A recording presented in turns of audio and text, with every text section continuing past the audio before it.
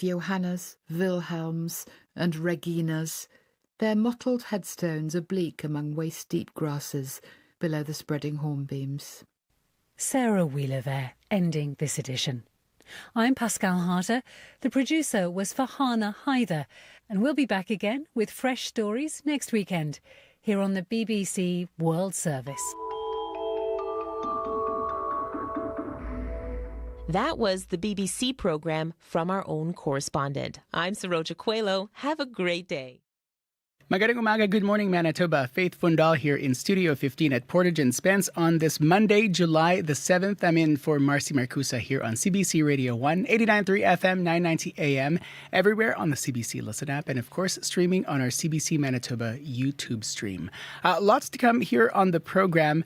We'll be talking about the wildfire evacuees from neighboring communities with the city of Thompson. Mayor Colleen Smook to hear the latest on the wildfire burning just north of the city.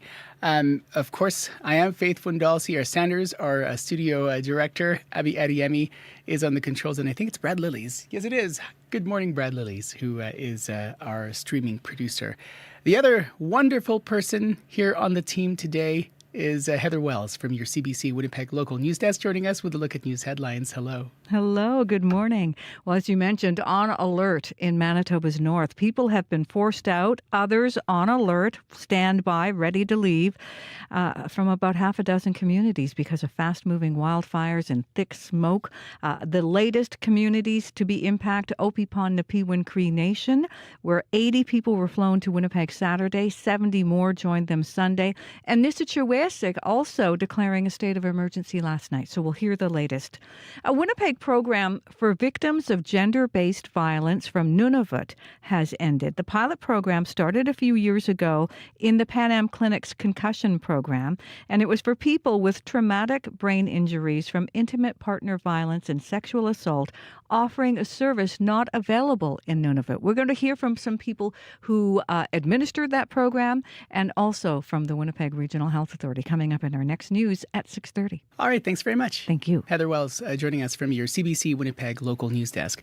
And Heather talked about those wildfires because of where the wind is blowing from. Air quality advisories or smoke special air quality statements are in effect for the city of Winnipeg and much of the listening region. So if you have heart or lung issues, you are advised to avoid strenuous outdoor activity. But essentially just pay attention to your body and see how it's reacting, because it might react negatively because of the air. Lots, again, as I mentioned, to come here on the program, including talking about Microsoft cutting thousands of jobs in a new round of layoffs. Details after a World Report. Today on Q. The Canadian actor Tanya Williams was recently named Officer of the Order of Canada. You might know Tanya from her role in the hit soap opera The Young and the Restless, but more than that, she's made a life out of creating opportunities for underrepresented voices in film and TV. Tanya Williams will be here to tell you her story. I needed to set my own intention, and then I needed to walk in that direction. Q with Tom Power, this morning at 10:30 in Newfoundland, and on CBC Listen, or wherever you get your podcasts. This is World Report. Good morning. I'm Marcia Young. Israel's Prime Minister is in Washington today to discuss a path for peace in Gaza. Benjamin Netanyahu will meet with U.S. President Donald Trump. Trump wants Israel and Hamas to agree to a U.S.-backed ceasefire plan. It would halt the fighting, at least temporarily, and it would mean the release of more hostages. The CBC's Tom Perry has the story from Jerusalem. On Gaza to Netanyahu? I think we're close to a deal on Gaza. We could have it this week. On his way back to Washington from his golf resort in New Jersey, U.S. President Donald Trump continued to sound upbeat about the prospects for a ceasefire. I think there's a good chance we have a deal with Hamas during the coming week, pertaining to quite a few of the hostages. Yeah. Hamas continues to hold 50 hostages, living and dead, inside Gaza. Israel's Prime Minister Benjamin Netanyahu has been under pressure from hostage families and a large part of the Israeli public to reach a ceasefire and bring them home. As he departed for Washington yesterday, Netanyahu said his goal is to see the hostages returned and for Hamas to no longer pose a threat to Israel. We are working to achieve the deal that has been discussed, Netanyahu says. I believe the conversation with President Trump can definitely help advance this outcome. Any ceasefire would come as a relief to people inside Gaza, where tens of thousands of Palestinians have been killed in more than a year and a half of relentless Israeli bombardment, and where the hope is that this war might finally end. Tom Perry, CBC News, Jerusalem. An Australian woman has been found guilty of murdering her relatives with poisonous mushrooms. Erin Patterson was also found guilty of attempted murder of a fourth relative. Patterson has insisted the deaths were accidental. She served her in-laws toxic mushrooms in a beef Wellington 2 years ago. As Phil Mercer reports, she could face a life sentence.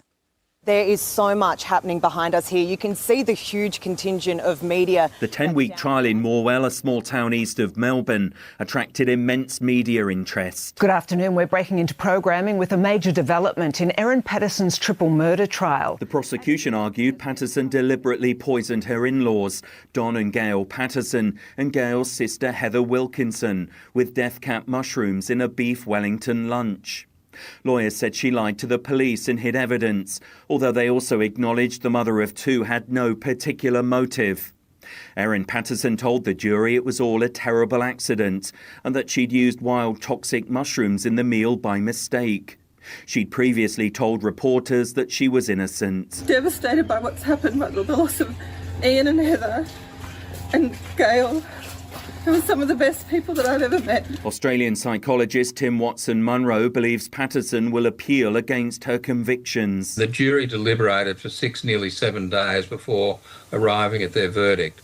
So I think we have to have confidence in that.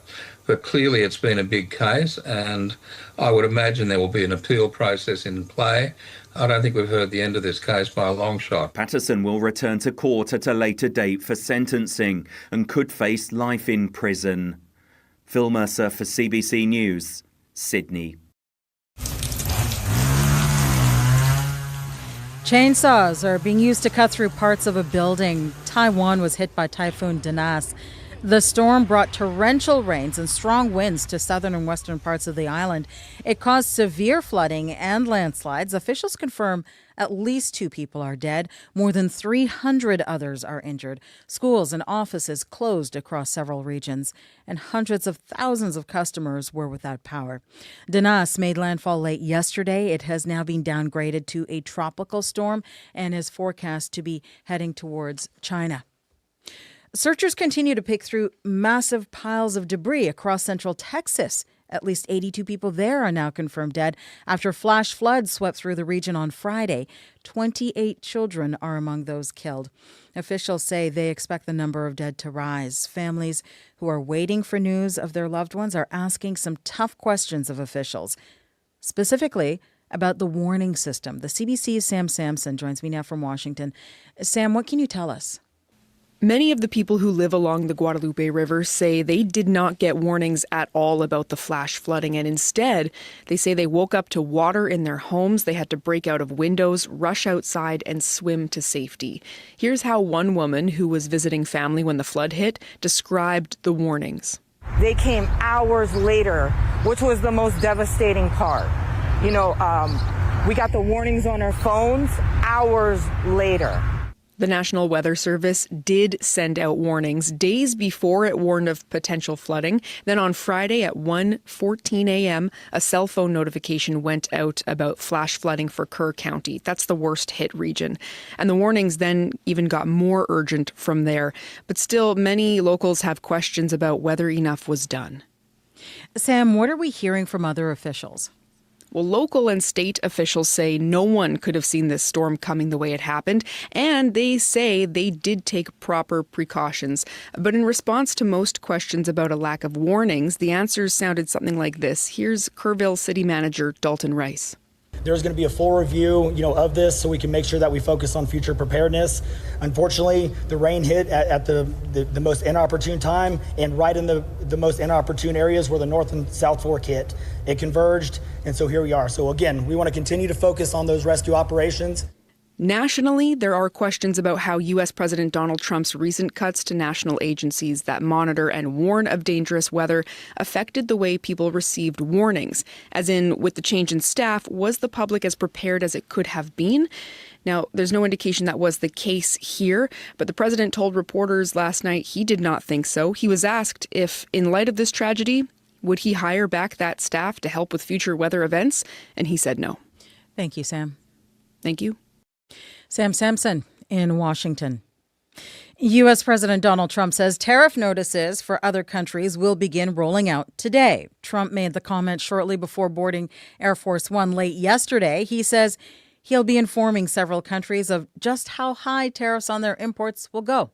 Sending letters out on Monday having to do with the trade deals. Could be 12, maybe 15, and they'll be going out on Monday, and some will go out on Tuesday and Wednesday, and I think we'll have most countries done by July 9th, yeah. Either a letter or a deal. Trump says some new trade deals have already been made. The higher tariff rates are set to take effect August 1st. The premiers of Alberta and Ontario are meeting in Calgary today. Danielle Smith and Doug Ford are expected to sign 2 new memorandums of understanding. Smith's office says there are agreements on energy priorities, trade, and interprovincial cooperation. The pair of premiers were together at a roundtable in Calgary yesterday. Ford wrote on social media they discussed how to build new pipelines as well as rail lines to export Canadian critical minerals and energy. Data from the federal government show eliminating internal trade barriers could add up to $200 billion to the Canadian economy. Some people who paid deposits for season's tickets for Halifax CFL franchise are still waiting for a refund. About 7 years ago, the group behind the Atlantic Schooners launched a season ticket drive, but the team never made it to the field. Richard Woodbury has the story. Over time, I felt that the deposit was gone, and it was $100, not the end of the world, but, it felt like things weren't going to happen. Rob McCormick of Windsor Junction, Nova Scotia, paid a down payment for 2 season tickets. At least 6,000 deposits were made for the season ticket drive. That's at least $300,000 cash. Jason Mullis of Gatineau, Quebec, never got his money back either. People are upset. I haven't heard nothing. Where's our money? But I don't worry about it. It's just, if you really want it back, you can complain enough. You'll get your money back. Obviously, the first order of business is securing the site that is going to be acceptable to council. Schooner Sports and Entertainment was the latest group that tried to bring a CFL franchise to Halifax. As part of that, the company planned to build a stadium. In late 2019, the Halifax Regional Municipality said they would contribute $20 million toward it, if a list of conditions were met. But the COVID-19 pandemic threw a wrench in Schooner's plans. The company officially shut down in 2023. This was partly because the city was no longer going to contribute toward the stadium cost. CBC News contacted former officials with Schooner Sports and Entertainment to find out what happened to the deposit money. In a statement, they said a significant number of people did receive refunds, but they said they are creating a portal to handle any outstanding refund requests. Richard Woodbury, CBC News, Halifax. That is the latest national and international news from World Report. News anytime at cbcnews.ca. I'm Marcia Young.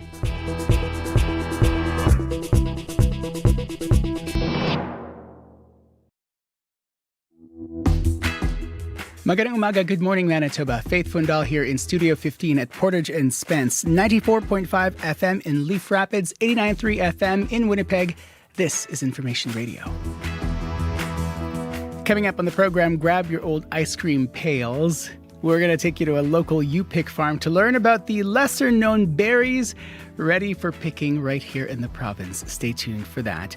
You might also be rethinking everything you thought about staying hydrated because milk and coffee are unexpected champions of quenching your thirst. More on that coming up next. First, though, as you've been hearing on your CBC Winnipeg News, some residents of Opinpinapiwin Cree Nation arriving in Winnipeg after the nation began preliminary evacuations because of a wildfire. We'll hear the latest coming up here on Information Radio on CBC Radio 1. Stay tuned.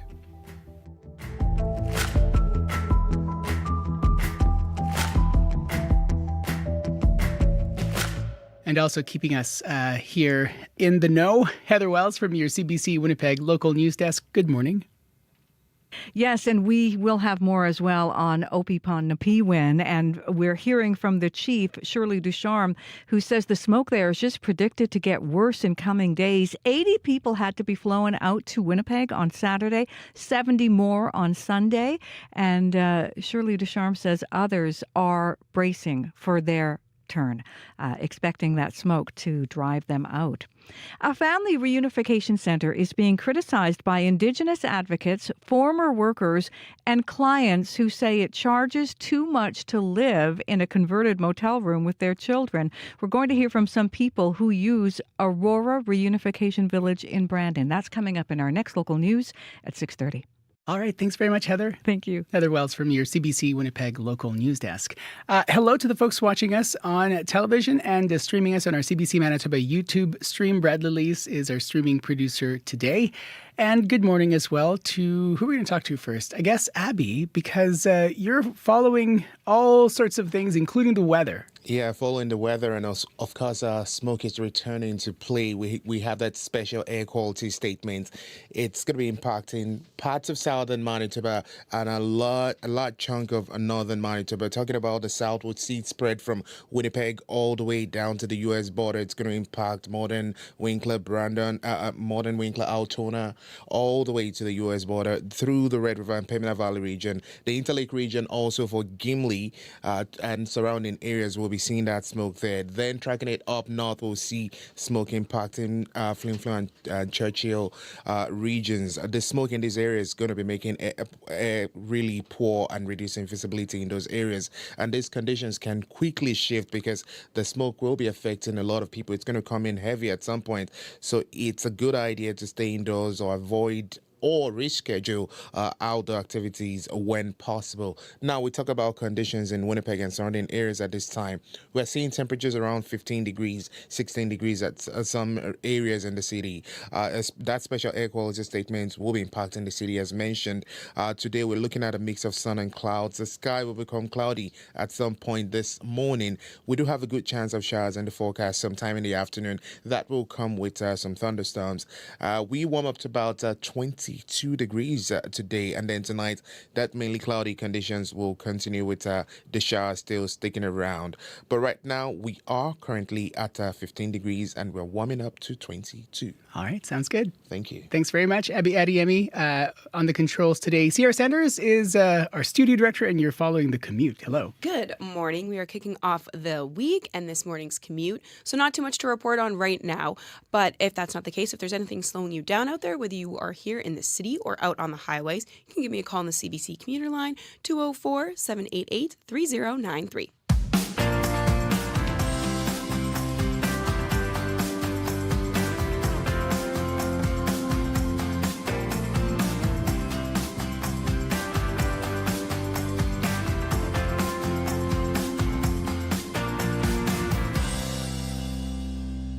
Coming up to 15 minutes after 6 o'clock here on CBC Radio 1. And as you've been hearing on your CBC Winnipeg News, some residents of a Cree Nation near in northern Manitoba, northwest Manitoba, have been evacuated because of a wildfire.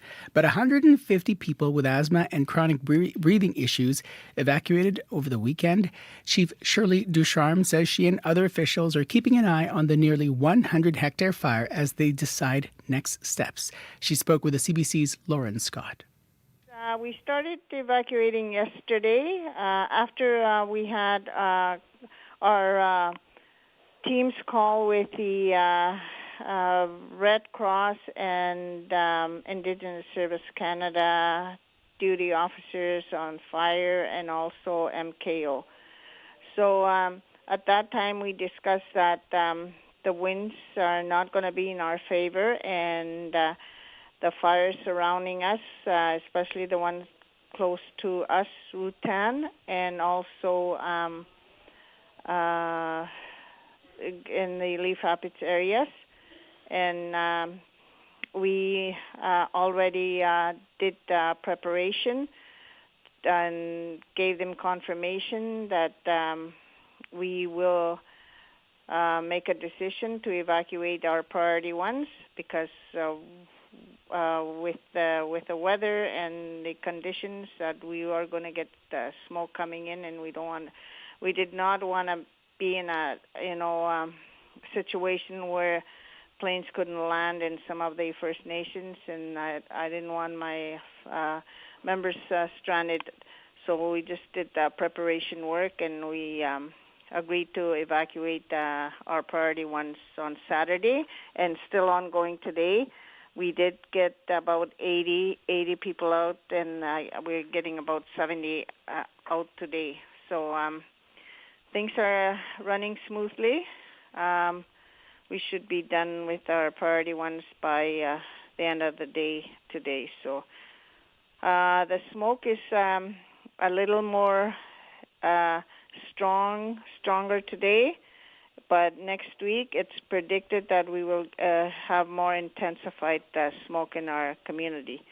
So after today, we will be debriefing and then follow up with another team's meeting with the Red Cross and the deputy fire officers tomorrow, and then we'll wait and see how things go. We might have to move forward with priority 2, so we haven't made that decision yet. So our members are all evacuated to Winnipeg at the moment, so there are hotels and accommodations.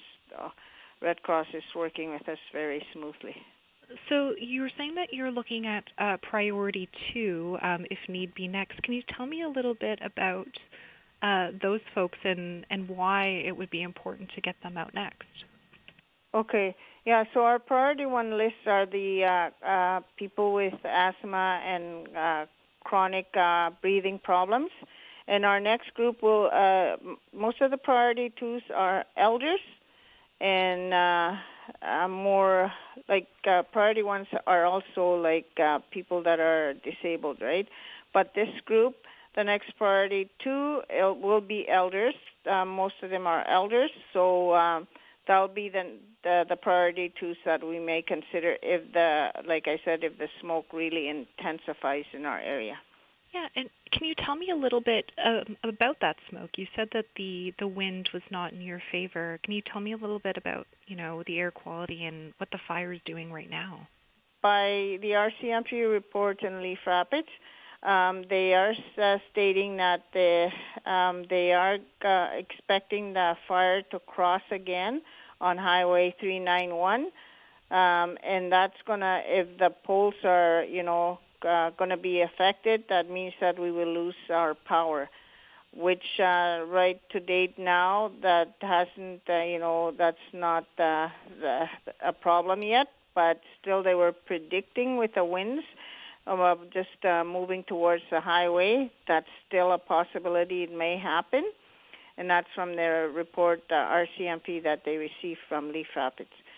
So for us here, like I said, yes, the smoke is coming in, and I think more of it is going to be blown in by tomorrow.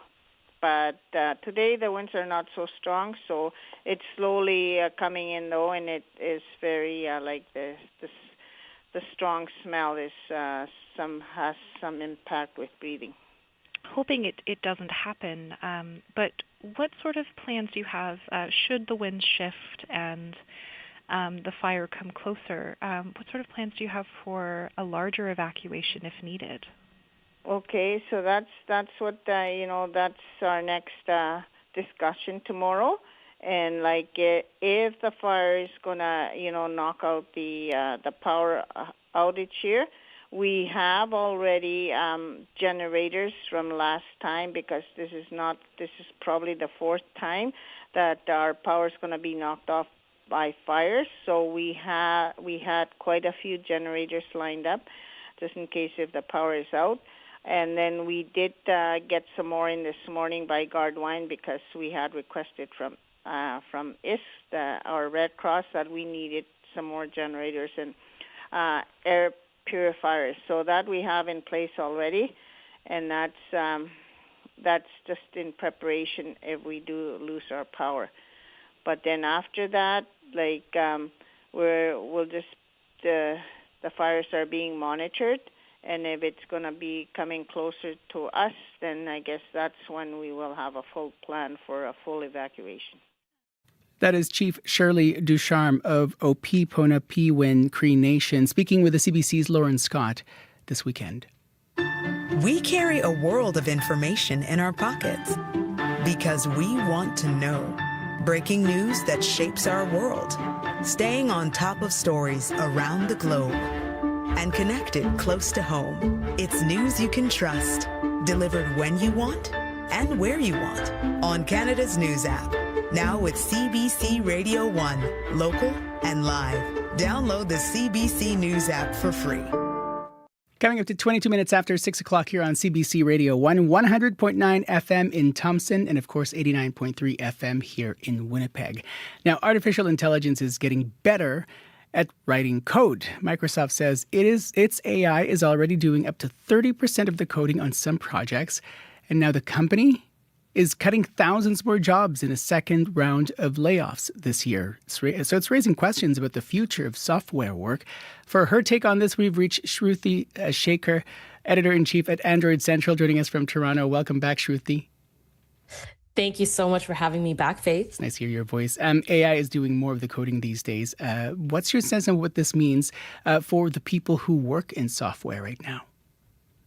Well, it's a scary time for sure. But what does that even mean, though? AI is writing more code. So essentially, code, for those who don't know, is essentially language that is written, then run, and then is used to function certain things. So a really easy example is like a website.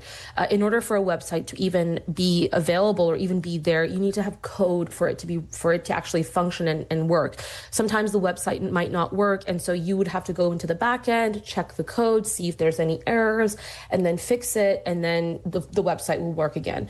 So now a lot of those jobs, and a lot of them are entry-level jobs, are going to be taken over by AI. Those jobs that are writing the code, debugging, fixing them, and running the code. And I think that's the thing that's going to affect those working in the software and coding industry. I think it's going to be scary, and those are the jobs that potentially could be taken over. Essentially, it's all of that. Sometimes you press, I think, F something on your keyboard, and suddenly you see all of these like brackets and all of these numbers and all of these letters that essentially is the background or the code that makes that website. Writing code can be pretty complicated. And I've seen it done not well. Can AI actually replace coding jobs? Because someone's going to have to train AI to do that. Yeah, 100%. And I wouldn't be surprised if AI is already being trained to do that, which, I mean, as you are aware, Microsoft, 30% of its workforce is using AI, or is doing AI is using it to do certain jobs. Do I think it'll actually take over coding jobs? Yeah, I think some of those entry-level jobs, yes. But again, going back to what you were saying with parsing and looking through where the issues are, I think there still needs to be jobs that are doing some of those human things where problem-solving skills are required, thought processes required. And so I think it won't necessarily take over an engineering job entirely, but rather a way of enhancing those jobs. And I think that's where AI can be really helpful and useful. One of my very close friends is a coder, and one of the fun things, I thought it was fun. She did not think it was funny. I would insert random things in some of the code. Nothing important that would get her fired or, would ruin her week. But I would add random things in some of her code, and the fun thing we would do is how long would it take you to find it? It often took a while, because if you put a smiley face somewhere, yes, that can be hard to Control F or try to find. You were talking about the shift. This conversation I was describing was like 15 years ago. Fast forward to now, is this shift from having AI deal with some of the entry-level job things, is it happening fast enough, do you think, or too fast? Too fast. If you were to have asked me this question, and I feel like we've had this conversation like 5 years ago, okay? Yeah. If you were to ask me that question 5 years ago, how fast is this happening? I would have said, probably like in the next 5 to 8 years time, maybe 5 to 10 years time. We are there. We are at that point now where things are changing. And there's a few reasons for that. The first is AI is so much more prevalent in our lives now. It's really available. It's easily accessible. And the second part is that we are seeing so many real life use case scenarios where AI is working for us. And so I think because of that, it's happening really fast. It's really scary. I know it is. This conversation doesn't seem to be a very positive one, but I still have a little glimmer of hope. And yes, it is really happening very fast, but let's try to stay as positive as possible. I'll take it. When you look at all of this, do you feel more hopeful or concerned about where we're heading? I know it's scary right now, but since there are also examples of how AI can help, how do you balance or how do you reconcile those two things? 100%. So I would say right now I'm right smack down in the middle because yes, I am scared. I think it's a scary time. It's very overwhelming and there's a lot going on with AI. But I do still feel a little hopeful. And part of that comes from that aspect of enhancement and also free will of human beings and the ability to problem solve.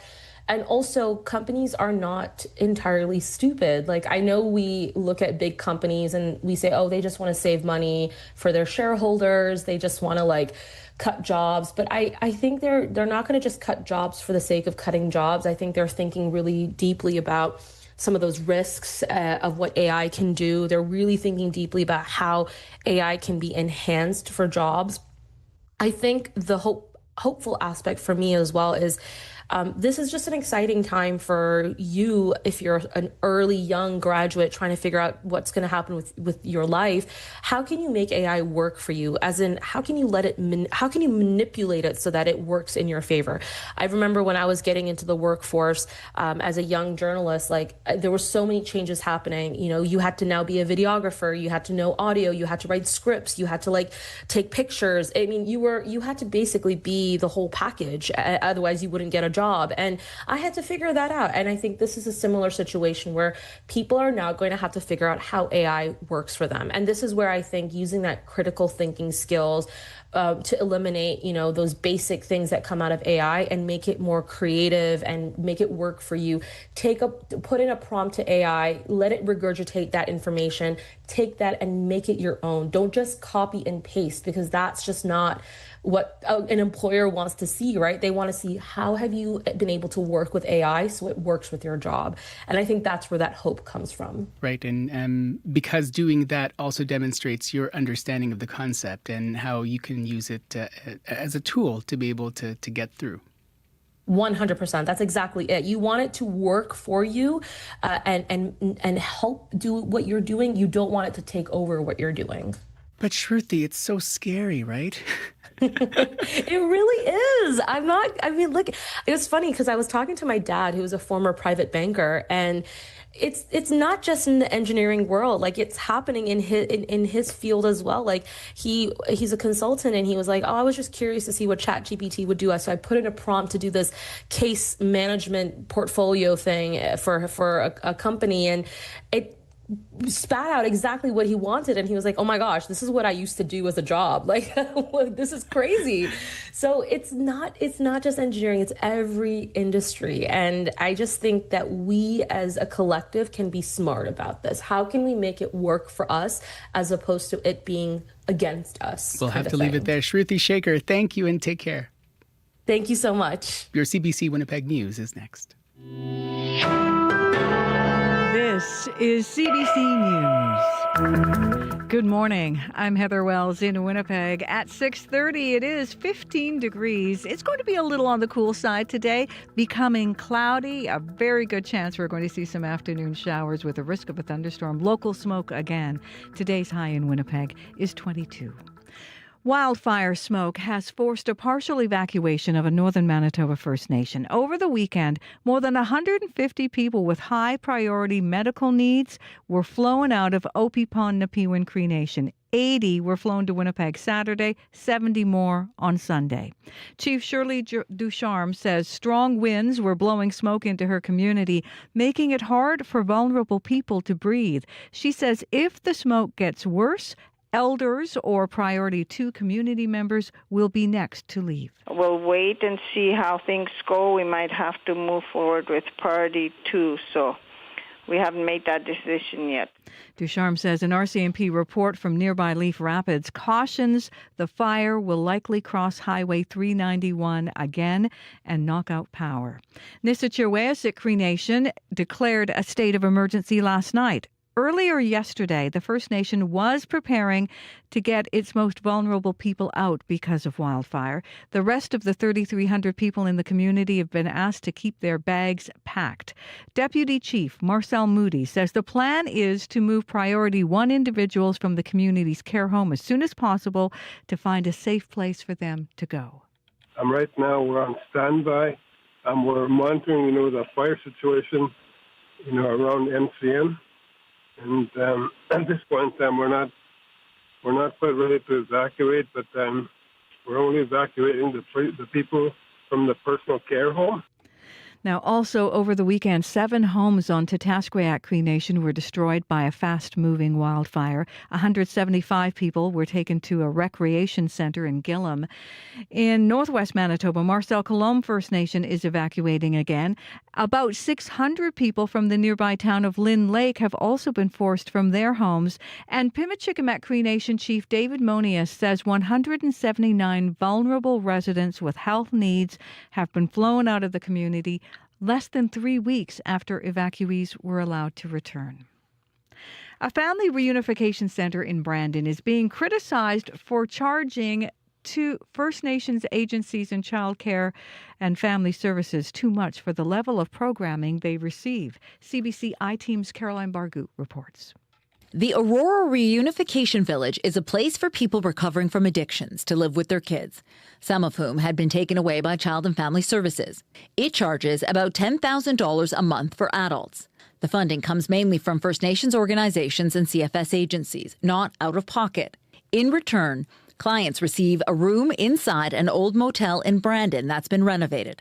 There's also programming like sharing circles, morning motivation meetings, and wellness walks. Some former clients and workers say they don't get value for those taxpayer dollars. One organization said in a report it would not recommend sending their people to the facility, quote, as it is hazardous physically, mentally, and it is not a conducive environment for the well-being of their clients who are attempting to recover from addiction. Aurora's owner says the fees reflect the significant cost to run a 24/7 facility and covers accommodations, therapeutic programming, meals, and operational expenses. Caroline Bargout, CBC News, Winnipeg. With more rain in the forecast, there are concerns another round of flooding could be touched off this week across central Texas. This as the search continues for survivors and bodies from last week's flooding.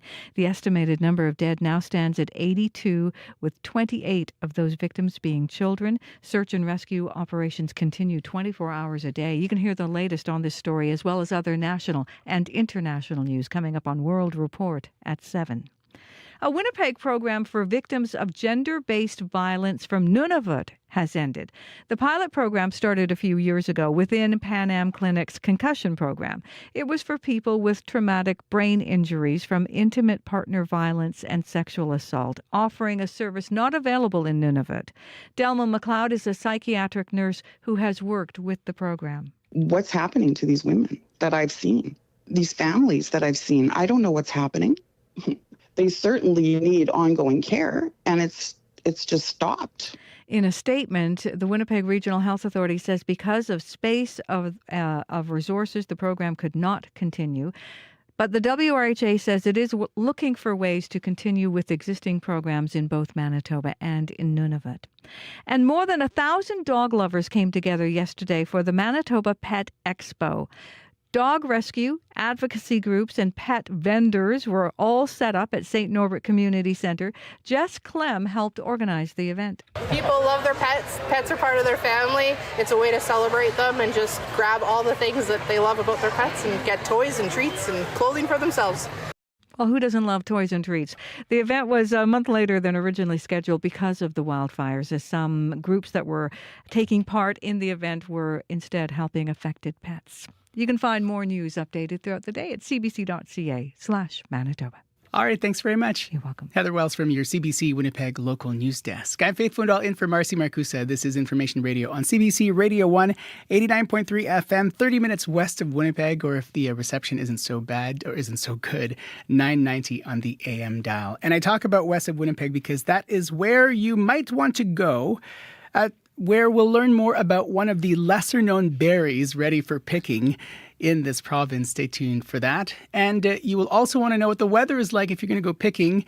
So hello to Abby Adeyemi, who is following the forecast. Good morning. Good morning once again. Yes, if you want to go peeking, most of the regions will be feeling humid. We'll see highs close to 22. Some areas will get to 25 today. Local smoke will be affecting air quality in some regions. Hence, this special air quality statement we have in effect, which will be impacting both parts of southern Manitoba and parts of northern Manitoba. We're talking about from Winnipeg down to the U.S. border through the Red River and Pembina Valley region.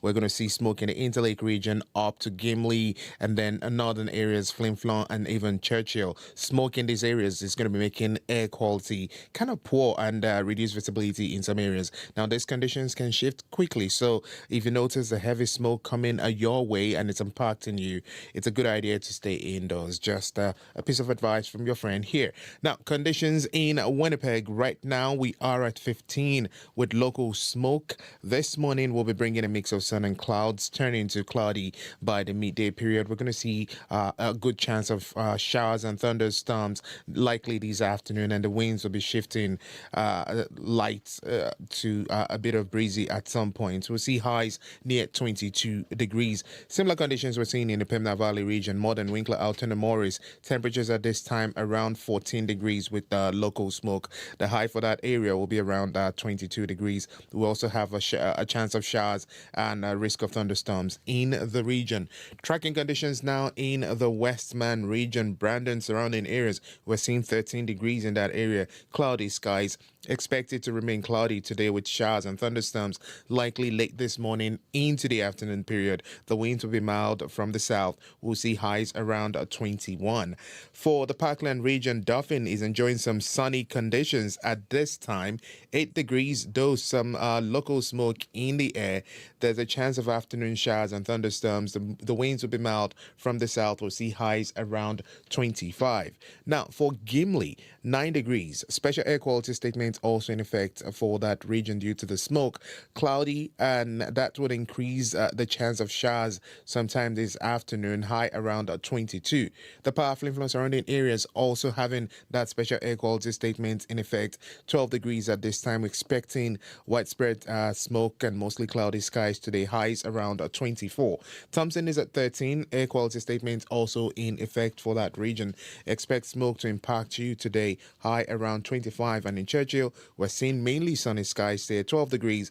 It's a clear morning. Some local smoke might blow in later. We'll see highs around 24. So today is going to be kind of humid conditions and a blend of local smoke affecting a lot of regions today. Good to know. All right, thanks very much. Thank you. Abby Adeyemi on the controls today. You are listening to us in Churchill, 1230 on the AM dial. And Sierra Sanders, back now for a look at the commute so far. Good morning. Good morning. I had Jeff with a G call give me with a little bit of a traffic heads up. So Logan Avenue is down to one lane in both directions from Weston Street to Blake Street. We got there. So both curb lanes are closed in both directions. So eastbound and westbound, the curb lanes are closed there. So it's down to one lane there on Logan Avenue. This is due to some construction that started last week and is expected to finish on August 6th. So about a month of delays there. So expect some delays in that area and be patient with your fellow commuters there. If there's anything else slowing you down out there, whether you are here in the city, out on the highways, you can give me a call on the CBC commuter line, 204-788-3093.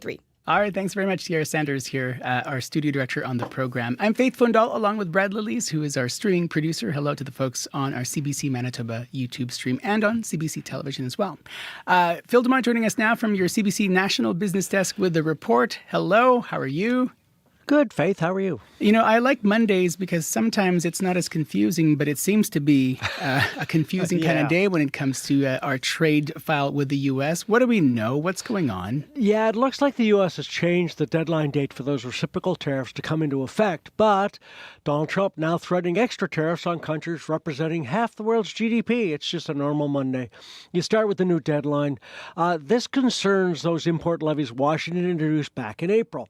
They were designed to punish countries that were treating U.S. exports quote-unquote unfairly, but they were put on hold until this month, until the 9th. Now, it looks like they'll come into effect August 1st, unless you reach a deal with the U.S. earlier. It's considered to be a bit of a, okay, we'll give you 3 more weeks kind of thing. But Trump also says he's got take it or leave it letters going out to 12 countries this week. That threatens tariff rates as high as 70% if they don't reach a deal with Washington by August. I'm a bit confused whether this group is on a different negotiating track than those on the other August 1st deadline. Canada's apparently got a August 21st deadline to reach a deal with Washington. Then there's the BRIC countries. That's the acronym. It's a group that includes Russia, China, and it's designed as an economic counterweight against North America and Western Europe, but does represent 44% of global GDP. Met in Brazil over the weekend, and in Commute took a mild shot at American tariff policies, but as you'd expect, Trump now threatening them with a 10% tariff on countries aligned with the group's quote-unquote anti-American policies, although no one knows what policies he's referring to. The thing to remember about this, though, Faith, all these tariffs are basically a sales tax on U.S. consumers. I'm not paying them. You know, you will have effects up here because you can't sell as much stuff, but the price increase is actually south of the border, and it's likely to be reflected in higher U.S. inflation at some point. Bank of Montreal estimates, for example, that in the third quarter, so, after September, American prices will rise almost 4%, and that's not the direction you want if you expect lower interest rates. I mean, one place that seems to be benefiting from all of this is tourism. How do things look there? Actually, pretty reasonable. We know fewer Canadians are going to the U.S. In May, the number of Canadians coming back from the United States by car fell 40%, by air 25%. Some of that's worries about increased border issues going into the United States. Some of it, though, probably most of it, response to Trump's talk about Canada as a 51st state. What is clear, though, people are taking more vacations within Canada. The number of Canadians flying to other parts of the country up almost 7% April and May. Airbnb reporting a 20% increase in domestic travel searches. That means TD calculating that the extra interest could translate into a 4% bump in tourism spending in Canada. Desjardins estimates, because they're in Quebec, that Quebec tourists shunning the U.S. could add another $900 million to Canada's GDP. But that's later in the year. So far, any increase for more Canadians vacationing up here, offset by Americans staying home. Statistics Canada says spending by international travelers in the first quarter down 2.5%. Now, if you don't want to think about travel, but instead eat something good, I think, is it something that we would like, maybe? Apparently it's World Chocolate Day, which is different from International Chocolate Day, so I might be confusing myself here, Phil. Yeah, you got to get your days straight here. Yeah. Many countries like Canada celebrate World Chocolate Day, which is July 7th. The other one, International Chocolate Day, is only in the U.S. and it's September 13th. But regardless of which day you like, buying your favorite bar more expensive now than in past years. In January, world cocoa prices hit a record almost $11,000 U.S. a metric ton. That's 5 times the level where it was back in 2022. Bad weather and an aging workforce over a number of years have hurt crop yields in key producing countries like Ghana, Brazil, and the Ivory Coast. So you can see it in retail prices just because this is the one I found. A bag of Hershey's Kisses in 2023 at Target, $6.99 U.S. Beginning of this year, $9.49 U.S. Things, though, getting better. July prices, lowest level since April. Ghana's output is up almost 10%. And the inventory of cocoa beans at U.S. ports at their highest level since last September. All this is good news because it turns out Canadians eat 14 pounds of these teeth-destroying goodness annually. But they're so tasty. Come on. Well, I know, and I have a feeling you're not in the 14-pound category. It's a little higher. Maybe. The markets, are they heavy or are they light? Couldn't think of a good segue there. Good analogy. Yes, they're teeth rotting. No, Europe, it's positive, although with all the tariff problems, it's a little unclear why. Germany up 0.75%, UK, France up, but by less. The Nikkei in Japan, Hong Kong were down marginally. Oil's flat, $67 US a barrel. Gold's down $29, $3,314 US an ounce. And the Canadian dollar down a third of a cent, trading at 73.17 cents US. Phil, have a good Monday, and we'll talk to you again soon. Take care. Thanks, Faith. Phil Demond from your CBC National Business Desk.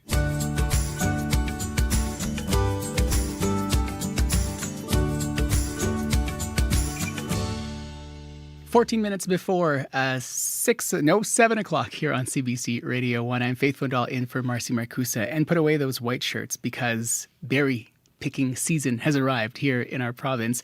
Hot May weather helped berry crops pop up a little earlier than usual this year.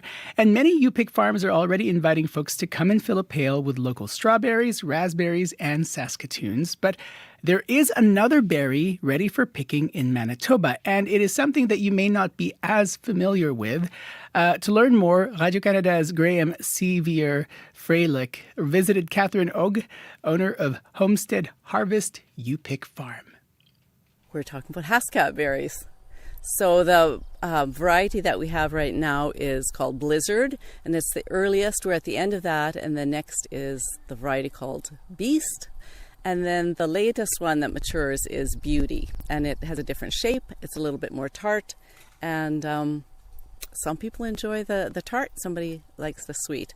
And if people aren't familiar with the berry, and they come out and try, and they think they're going to pick only 2 pounds, yeah, right. I let them think that. But after the taste testing, it's back for more. And it's a pretty easy berry to pick this year. The last ones that come to maturity, the Beauty, they have a thicker, more of a firmer skin. This is a really tender-skinned berry, and it's best to pick in the mornings when it's cool, because once the sun hits it, it gets a little softer, and your hands are red. Right, yeah. From the juices. I noticed that, yeah. I have a good shot of some red hands from that. In terms of, where are these from, the plants? The plants themselves, we purchased them from somebody in Saskatchewan. Their name was Young Plants, but the variety was tested at the University of Saskatchewan, and I don't know how long they've been researching the plants, but they've hit some really sweet spot, and so the yield is usually good. And a Hascap bush can take the harsh climates, whether it's really hot or really cold. Mm-hmm. Yeah, okay. Say hello to the prairies. So it's not from southern Manitoba. It's not native to here, but no. It works. Yeah. Yeah. And in terms of the popularity of them, because like I said, I'll be honest, I hadn't heard of them before today. Right. They're gaining some traction as people talk about it. You don't see it in the grocery store, I think, simply because there aren't enough people supplying, and it's a hard berry to keep on a shelf for more than a couple of days. We do supply, like this year we're just supplying one place in Winnipeg with the berry, but otherwise the U-Pickers are just coming and doing all the work. And so it's great, and it's a feel-good place to be in, to pick, and it's orchard therapy. Right. Our mothers were all right. They were all correct when they said gardening is therapy. What do you get out of doing this? I don't go to the gym. It's really good for mental health. It's good for exercise after a really long, hard winter, to get out into the orchard with my husband and I, and we kind of nudge each other along into the day. And we get to meet people, and everybody has a story. Stories from heartbreaking stories or happy stories, and it's a loving place just to sit and be. That is Catherine Og, the owner of Homestead Harvest. It is a Hascap berry U-Pick farm about 30 minutes west of Winnipeg, speaking with Radio-Canada's Graham Sevier-Freilich on Sunday. We carry a world of information in our pockets because we want to know. It's news you can trust, delivered when you want and where you want on Canada's News app. Now with CBC Radio 1, local and live. Download the CBC News app for free. 10 minutes before 7 o'clock here on CBC Radio 1, 89.3 FM, 990 AM here in Winnipeg, and of course on our CBC Manitoba YouTube stream. And hopefully this will help you with some of your discussions with your friends, because it turns out that H2O isn't the only thing that is quenching your thirst this summer. A recent study has revealed that milk, yes, milk, can hydrate you better than water thanks to its perfect balance of electrolytes and protein. And believe it or not, certain types of coffee might help you keep hydrated too, apparently in moderation. Tanya Williams is a registered dietitian and adjunct professor at the University of Calgary, joining us from Vancouver Island. Tanya, welcome to the program. Hello. Hello, Stace. I'm so excited for this conversation because my friends always say, you can't drink coffee, you can't drink milk to hydrate, Faith. And I go, well, you just wait. So talk about this. What do we know about this buzz that milk actually might be more hydrating? Is this actually true? Yes. So a study was conducted in the UK. They studied healthy adults, and they compared the urine production after drinking 12 different beverages that they were randomized to. And the best ones that were better than water were oral rehydration solution and milk. Oral rehydration solutions are the solutions that were developed by the World Health Organization and researchers to prevent deaths from diarrhea, particularly in developing countries. Right. And they're considered to be one of the medical breakthroughs of the 20th century. So it's no surprise that they did a little bit better than water, but milk performed equally to the oral rehydration solution. And it's such a surprising thing. When you sort of look at it, milk has a whole bunch of things, right? You have protein, you have fat, other nutrients. Is it the combination of all of those things that help contribute to better hydration? Yeah, there are two key ingredients that are the secret. So when our bodies absorb water, well, we can absorb water passively all the time, of course, but when we want to enhance the absorption, we need to have a little bit of carbohydrate and a little bit of sodium present at the same time, because the transport mechanism actually uses both of those at the same time to pull the water into our bodies. And milk has an appropriate amount of both sodium and carbohydrate to facilitate that. What about milk alternatives? Because we have things like almond, oat, soy milk. I mean, do those also fall in the same category as hydrating when you consider milk? So the study didn't test them, but looking at their composition, they probably aren't as good. Soy milk has about 75% of the sodium that milk has and about 75% of the protein. It may perform kind of similar to milk, but the others probably not, because they're too low in sodium, and then their carbohydrate in the unsweetened versions is too low, and in the sweetened versions is too high. When you have too high of carbohydrate, our bodies will first send water into the intestine to dilute those sugars and then absorb it all. So that there will be a bit of a delay in absorption with the sweetened versions. Right. And what about coffee? Because that's the other big one. Yeah. Can coffee actually hydrate you better than, well, clearly not better than milk or better than water. But where does coffee play in the spectrum there? Yeah. So I think you're thinking of the diuretic effect that you can get from caffeine. Yeah. So this study found no difference with the coffee that they gave the participants compared to water. And they speculated in their discussion that it was because that the coffee that they used wasn't very high in caffeine. It only had just over 200 milligrams in the liter that these people drank. And to have the diuretic effect, you need more than 300 milligrams. So coffee does vary in its caffeine content. And so, probably most coffees, if you drink a liter, you probably would get some of that diuretic effect. But probably with 1 or 1.5 cups, you probably wouldn't get a diuretic effect from coffee. Tennis, and so it would be similar to I'll water. accept the milk part of this because then we'll just ignore the coffee diuretic part. 300, I suspect I drink more than 200 mg I of caffeine. imagine being on the morning show, yes. Yeah, you need it. There are lots of hydration options. In just about a minute here, we'll have to end the conversation here, but you've already talked about some of those electrolyte type drinks that you have. There's milk, possibly coffee. Is there anything else that you think is helpful? Because coconut water is something that I know has popped up here and there.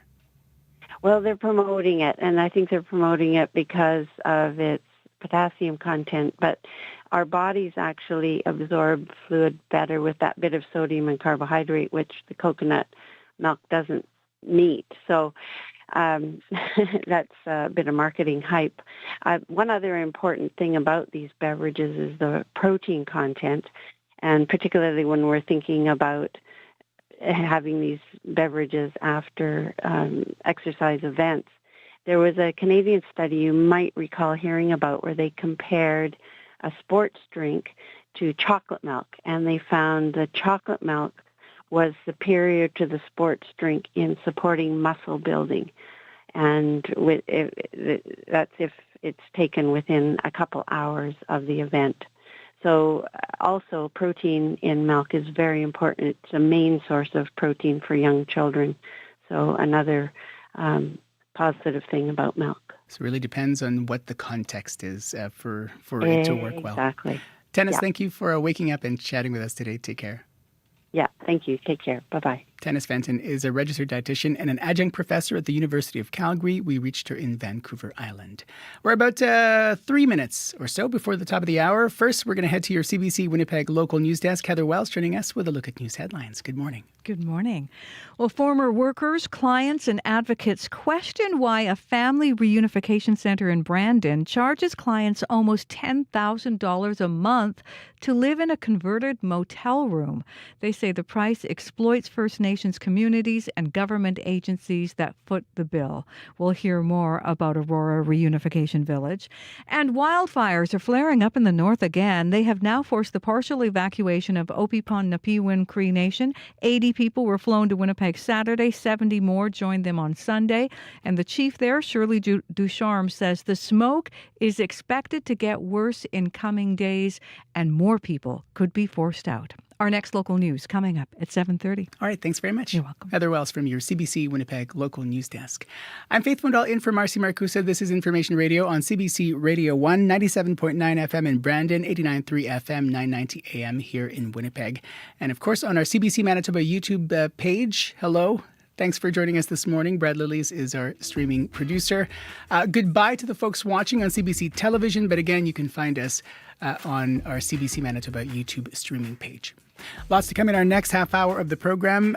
We'll hear from a longtime Winnipeg Transit user who says the city's new route network has left her unable to take the bus to important medical appointments. We'll hear more about why that is still to come. Also, how much is too much to spend at a sober living facility? You've been hearing about this on your CBC Winnipeg News. We'll have more from the I-Team's Caroline Bargout to talk about that story. A reminder that there are air quality advisories, special air quality statements in effect for much of the listening region. So if you have heart or lung issues, you're asked to avoid strenuous outdoor activity and be aware that the air might have an impact on you. We'll give you a full look at your forecast in our next half hour. We'll tell you as well about all of the issues on your commute. Stay tuned here on Information Radio on CBC Radio 1. World Report is standing by. Stay tuned.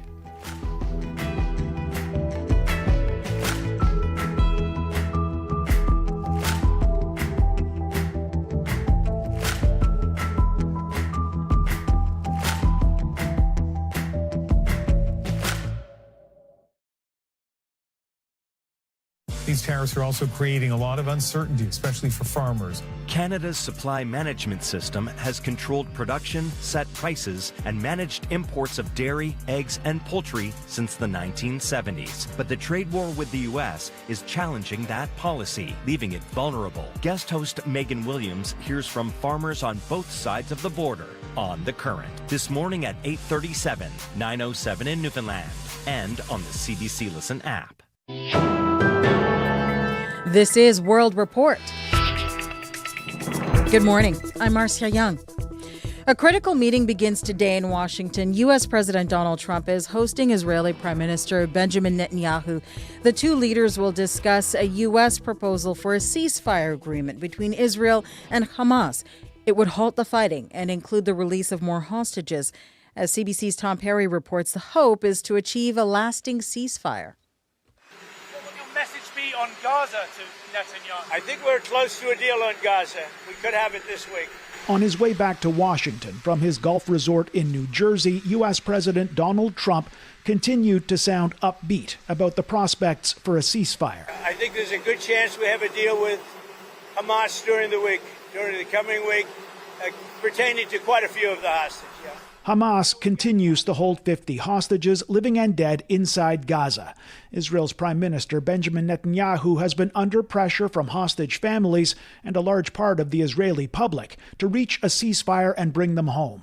As he departed for Washington yesterday, Netanyahu said his goal is to see the hostages returned and for Hamas to no longer pose a threat to Israel. We are working to achieve the deal that has been discussed, Netanyahu says. I believe the conversation with President Trump can definitely help advance this outcome. Any ceasefire would come as a relief to people inside Gaza, where tens of thousands of Palestinians have been killed in more than a year and a half of relentless Israeli bombardment, and where the hope is that this war might finally end. Tom Perry, CBC News, Jerusalem. The pressure is on for rescue workers in central Texas. They are searching for any survivors of Friday's flash floods, but more rain is in the forecast and potentially more flooding. There are questions now about why so many people were caught off guard by the storm and if officials did enough to warn the communities affected. Dalton Rice is the city manager of Kerrville. We don't want to speculate. At this time, we know there's a lot of speculation and question around it. Again, there's going to be a full review, of this so we can make sure that we focus on future preparedness. Unfortunately, the rain hit at the most inopportune time and right in the most inopportune areas where the North and South Fork hit. It converged, and so here we are. So again, we want to continue to focus on those rescue operations. At least 82 people are now confirmed dead. 28 of them are children. Officials say they expect the number of dead to rise. Today marks 6 months since wildfires ripped through parts of Los Angeles. At least 29 people were killed and more than 16,000 structures were destroyed. Most of them were homes. One of the worst hit communities was Pacific Palisades. Steve Futterman spoke to people there. Jerry Wilson remembers what it was like taking nightly walks in his neighborhood before the fires. Laughter, life, horses everywhere, people walking their dogs, saying hi to your neighbors. His home survived, but the walks have changed. And then it was like someone dropped a bomb. And I don't know if you ever walked out after a snowfall and how you have that eerie silence. Ted Ancona is starting to rebuild, but some things cannot be replaced. Well, we had a 2,000 square foot house. I had a car collection. We actually lost 10 cars at the night of the fire. Emotions are still raw, even for those who got lucky. Karen Kemmerer's home suffered no damage. I think those of us that are here are grateful but grieving. Sorry, I didn't know I was going to cry. The people who are thinking that this is going to rebound in a year are woefully uninformed. Luke Melcher is a contractor. We spoke with him on a street that lost more than 100 homes. If we come back a year from now, what do you think we'll see? On this particular street, you'd be lucky to see 5 houses built. And Jerry Wilson says his neighborhood is changed forever. As much as we say we're not going anywhere, the truth of the matter is it's never going to be the same. Still a nice walk, though. Yeah, it's a great walk. Steve Futterman for CBC News, Pacific Palisades, California. U.S. President Donald Trump says tariff notices for other countries will begin rolling out today. Trump made the comment shortly before boarding Air Force One late yesterday. He says he will be informing several countries of just how high tariffs on their imports will go. Sending letters out on Monday having to do with the trade deals.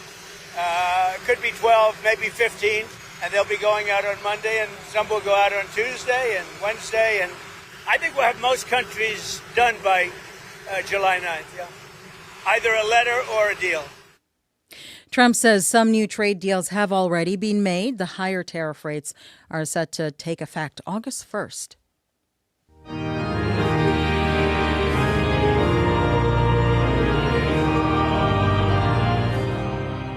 Hundreds of people are gathered at London's St. Paul Cathedral today, remembering the victims of the 2005 bombings. 20 years ago, on this day, 4 suicide bombers targeted London's public transport system during the morning rush hour. They killed 52 people and injured more than 700 others. Anna Cunningham has more on how London is remembering the anniversary. I think I assumed it was a bomb because it looked like it had blown from the inside out. 20 years ago, terror hit London. The impacts of 7/7 are going to last with me for the rest of my life, says Dan Biddle. He was on a train standing close to the Islamist terrorist Mohammed Sadiq Khan, one of the 4 suicide bombers. Biddle lost both his legs, an eye and his spleen. The thing that will stop me in my tracks is the screaming, the sound of the sirens, the smells, the flashbacks. Well, we've got another one, I'm afraid. The attacks were seen as a failure of the British Security Services and its domestic intelligence agency, MI5. There were missed opportunities. The lead bomber, first seen in 2001 at an Al-Qaeda-associated training camp in northern England, and a year before the bombing, seen with a different cell of bomb plotters outside London. Things have changed since then, says Kevan Jones, who leads the British Parliament's Security and Defence Committee. There's more coordination between counter-terrorism policing, MI5, GCHQ. The failure 20 years ago was complex. Today, London remembers. But there is a belief that Britain is now better prepared to prevent it from happening again. Anna Cunningham, CBC News, London. An Australian woman has been found guilty of murdering her relatives with poisonous mushrooms. A jury found that Erin Patterson deliberately served her in-laws a beef Wellington containing the mushrooms. Patterson insisted the deaths 2 years ago were accidental. Psychologist Tim Watson-Monroe says Patterson will likely appeal her convictions. The jury deliberated for 6, nearly 7 days before arriving at their verdict. Clearly, it's been a big case, and I would imagine there will be an appeal process in play. I don't think we've heard the end of this case by a long shot. Patterson was also found guilty of attempting to murder a 4th relative. She will return to court for sentencing at a later date and could face life in prison. Bank scams siphon off the life savings of some Canadians, leaving them broke. CBC News has reported that in some cases their banks refuse to help or blame the customer. Now a cybersecurity expert is giving some tips on what you can do to protect yourself. Erica Johnson now with some news you can use. This is kind of a new trend nowadays. Cybersecurity expert Claudio Popa says when fraud hits, financial institutions increasingly blame the victim. So customers need to protect themselves, starting with the basics, he says, like ditch your simple password. So you choose your favorite line from a movie or poem or whatever, and you sprinkle in some personal punctuation. Then use a password manager to easily keep track of those longer, more complicated passphrases. He also recommends banking on a home computer, likely way more secure than your phone. It's got a whole bunch of spyware on it, and every app is requesting access to your address book and your microphone, etc. So clearly, a smartphone is not a device that you should be trusting with all of your money. Next, he says, use 2-factor authentication if possible and turn on every notification available on your account. So when I get a notification that I logged into my own bank account, I feel good about that because that gives me the knowledge that the platform is watching. Lastly, Canada has seen a surge in fake calls, people pretending to be from your bank. No bank, no government agency, no police or law enforcement will ever call you and ask for passwords, ask for payment information, or ask for login data. Hang up, he says, and call your financial institution using the number on the back of your card. Popa says you can't control what the banks do, but you can make yourself harder to scam. Erica Johnson, CBC News, Vancouver. That is the latest national and international news from World Report. News anytime at cbcnews.ca. I'm Marcia Young.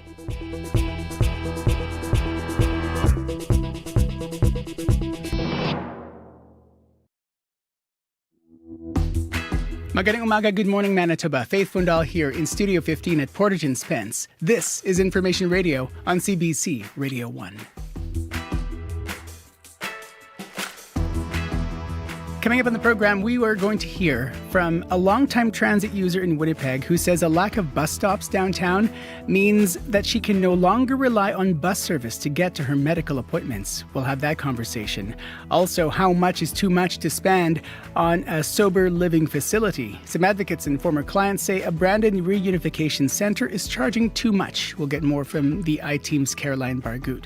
First, though, as you've been hearing on your CBC Winnipeg News, the latest from the mayor of Thompson after a wildfire ignited just north of the city last week. It's coming up next here on Information Radio on CBC Radio 1, 97.9 FM in Brandon, 100.9 FM in Thompson.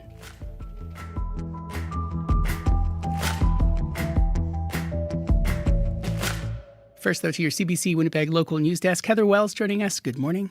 Good morning. Yes, and we are keeping a watch on those wildfires flaring up in the north all over again. The latest partial evacuation is at Opipon Napiwin Cree Nation. 80 people flown to Winnipeg Saturday. 70 more joined them on Sunday. And at Nisitchewesik Cree Nation, a state of emergency has now been declared. So we'll hear the very latest on all of these communities and how fire is impacting them yet again.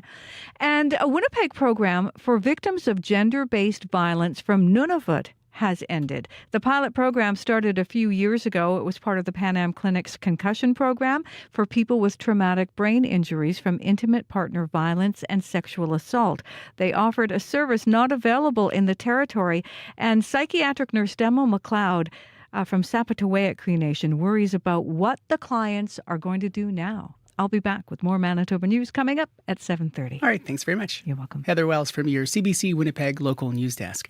We have a whole bunch of air quality advisories to tell you about. And so who do we need to speak with or hear from? Abby Adiemi with a look at the forecast. Good morning. Good morning once again. Most of the regions will be touching the high between 22 and 25 today. We also have that smoke, local smoke actually affecting air quality in a lot of regions, especially if we look at Winnipeg all the way down to the U.S. border. We're tracking it into the Red River Valley, the Pembina Valley region, the Interlake region, and then going up north, we're seeing it in Flin Flon surrounding areas and all the way to areas around Churchill also. Now, this special air quality statement is in effect in those areas due to the poor air quality and reduced visibility that the smoke will be bringing your way. So if this is impacting you, it's best you stay indoors or avoid or reschedule activities that has to do with the outdoors when the smoke comes into your area. Conditions in Winnipeg right now, 15, partly cloudy outside. We see the sun trying to make a break through those cloudy conditions. However, today is going to be more of a mix of sun and clouds, turning to more like cloudy conditions by the midday period. Now, we do have a good chance of showers this afternoon with a risk of thunderstorms to come with that. The smoke is still going to be affecting the air quality in the city, so look out for that. Across southern Manitoba, Red River, Pembina Valley, Westman, Parkland, Interlake regions, temperatures this morning around 10 to 15 degrees.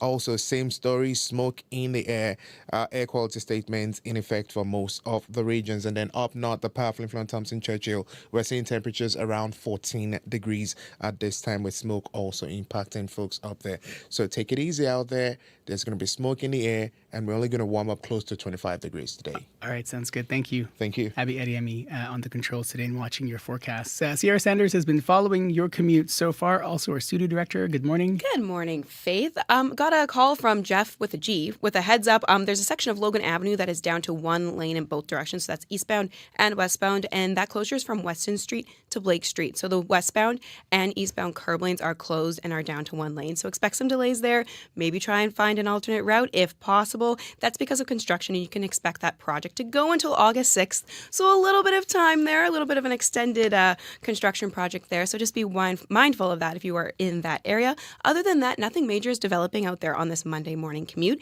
If that's not the case, though, and there's something slowing you down, whether you are here in the city or out there on the highways, you can give me a call on the CBC commuter line, 204-788-3093.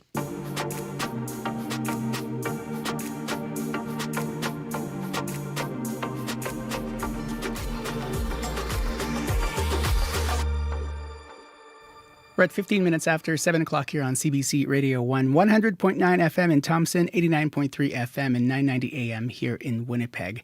It has been a busy wildfire season for the city of Thompson, as you've been hearing. After taking in hundreds of evacuees from neighboring communities, officials now keeping a close eye on a wildfire threatening its own city. It started Friday about 8 kilometers north of Thompson. For the latest, we've reached Mayor Colleen Smook, joining us by Zoom from Thompson. Mayor Smook, good morning. Hello. Good morning. Well, how would you characterize, we were just hearing from Abby about the air, how the air quality advisories there. How's the air? Yeah, surprisingly, for the last few days, it's been clear. But when I look out my window this morning, it is smoky up here. And again, we're never sure whether it's from our own fire, from the fires at Pitchmack or Lynn Lake, Marcel, Cologne. I'll find that out at our meeting that's happening very shortly. So definitely our air quality has depleted today. Can you talk about that fire north of Thompson? What do you know so far? I know you have a meeting that's about to start here, but what do we know so far? What's the latest? Well, on Friday it started. It was about 7 hectares in the morning when we noticed it. By afternoon, when they started to action it, it was 35 hectares. And by evening, it had spread to 3,000 hectares. So we've had heavy dozers equipment on it.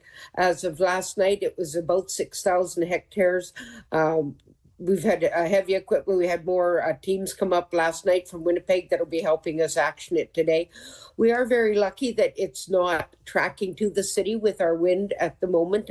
We've got very little wind this week, but come the end of the week, it could be a different story. So we're definitely having regular meetings on what our next steps will be, and it's definitely something that Thompson's not used to. We're used to taking in evacuees, but starting to prepare today. We're working on the airport to make sure that it's maintained, and it's just all hands on deck. Is that a scenario that your emergency operations folks have contemplated, where you go from usually the hub that invites wildfire evacuees to actually we all need to leave? Is that a scenario that is a possibility that you've considered? It is a possibility. We're hoping it's not, and doing all we can, but the possibility's there, so we have to prepare for that. We've been messaging people all week since Friday to make sure your cars are filled up, make sure you get your kits that are ready to go with you, or what you want to take with you should you have to evacuate. So we want to be prepared when it does happen, because we will be 12,000 plus that will be leaving town, and it'll be a big ordeal. What are you hearing from residents? I know the messaging is get ready. What kind of feedback are you getting from residents about how they're managing and how they're feeling? Residents we've got the mix, from the Facebook warriors that things could have been done earlier till people that are actually concerned and listening to what we should do. So basically, like I said, we're working on the fire breaks as we can. To say that we should have been working on earlier, you didn't know where there was going to be fires. So definitely that's not possible with our vast forests up here. So the idea is to respond as soon as you can, and that's what we've been doing. So you have a meeting coming up soon. When's a good time to call you back so we can get the update? If you want to call me back, likely right after lunch, and then we'll likely any of the plans that we have this morning, we'll be able to let you know how we're going to implement them. What's your message to residents right now, for there and in the surrounding area, about how to feel, how to manage, how to deal with this? Listen to the experts, EMO, natural resources. When you get the radio or the text messages, Facebook messages, read them and pay attention. There's no need to panic at this time, but there is a preparedness that we are trying to push, though, that we don't have the capacity to put everybody through the gas stations at once. So if you all keep your vehicles fueled up this week, it would be definitely appreciated, and it'll give you a better feeling of mind. If you have places that you can go to evacuate to down south of that, maybe get a hold of them, talk to the people, talk to your friends, relatives, and see if they have a place, because as you know, capacity in hotels and that in Manitoba is at its limit. So if we do get evacuated, you're not sure where you're going to go. We can end up in other provinces and that, maybe even down south to the States. So if you want to ensure your own, safety in that, that will be even letting know after the meetings today and that about, registration if it needs to happen now or if we're going to wait a few days. But we'll keep everybody updated on just what they need to do. Are your vehicles gassed up? They are. My husband is really good at that. Mayor Smook, thank you for this, and we'll talk again soon. Take care. Okay, thank you.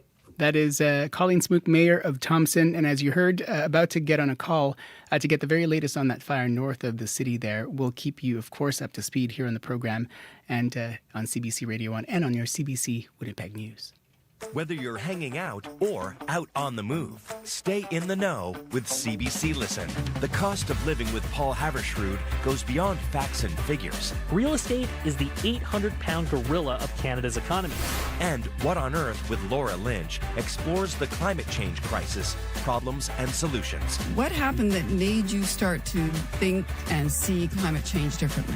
The cost of living and What on Earth. Available now on CBC Listen.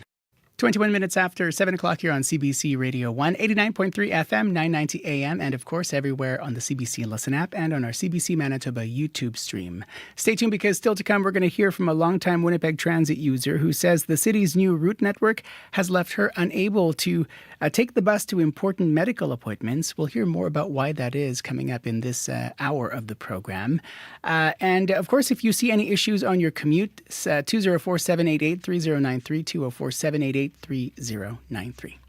Bit of time to get us to our next item, a song from Calgary alt country artist Mariel Buckley, all about the in-between parts of our lives. Get it? This is Vending Machines.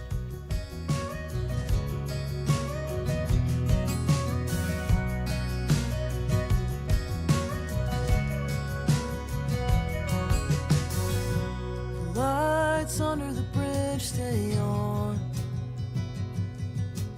guide in the dark for the barely hanging on. Drive it back and forth every now and then. Drop you at the front doors, try to say goodbye again. Distant glowing embers of working men in their rotten mouths turning gray to red, bouncing up like fireflies, dancing around their heads, clutching at my chest whenever I see them drawing in. I will wait outside in parking lots with my dreams, try to chase something pretty, staring at the vending machines. It's always a choice between another round, staring at a colored TV, one bad call after another. And I don't want to worry my mother.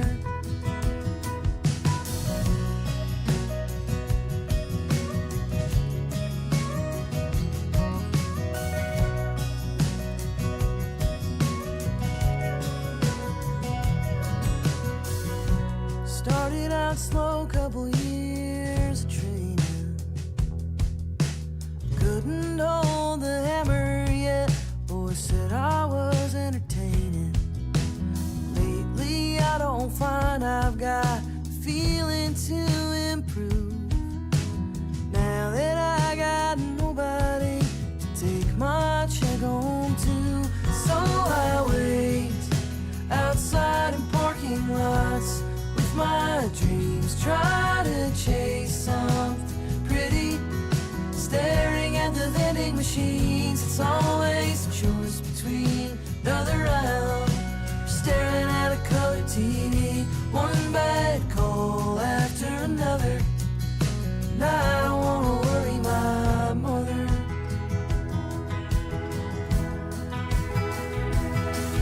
Yeah, the kids come around, feels like December when the lights go out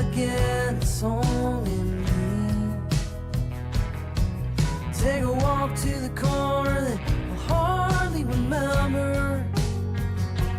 Drink myself to sleep, staring at a colored TV. So I wait outside in parking lots with my dreams, try to chase something pretty. Staring at the vending machines, it's always a choice between another round. Out of Calgary, that's Mariel Buckley with Vending Machine. Let's say hello now from your CBC National Sports Desk, Scott Regier. Good morning. Hello. Nice to talk to you again, Faith. You as well. And the Blue Jays, they just keep on rolling, don't they? They do, Faith. With their narrow win against the Angels yesterday, Toronto's got 8 victories in a row now. Bo Bichette was the biggest difference maker, hitting a homer early and then scoring the winning run. Bichette did it from the cleanup spot in the order, a bit of a departure from his usual leadoff gig. But this has been a season of change for the shortstop. He cut off his signature long locks. He's about to get married. And now Jays fans have faith, many of them anyway, hope Bichette doesn't change teams when he becomes a free agent after this year.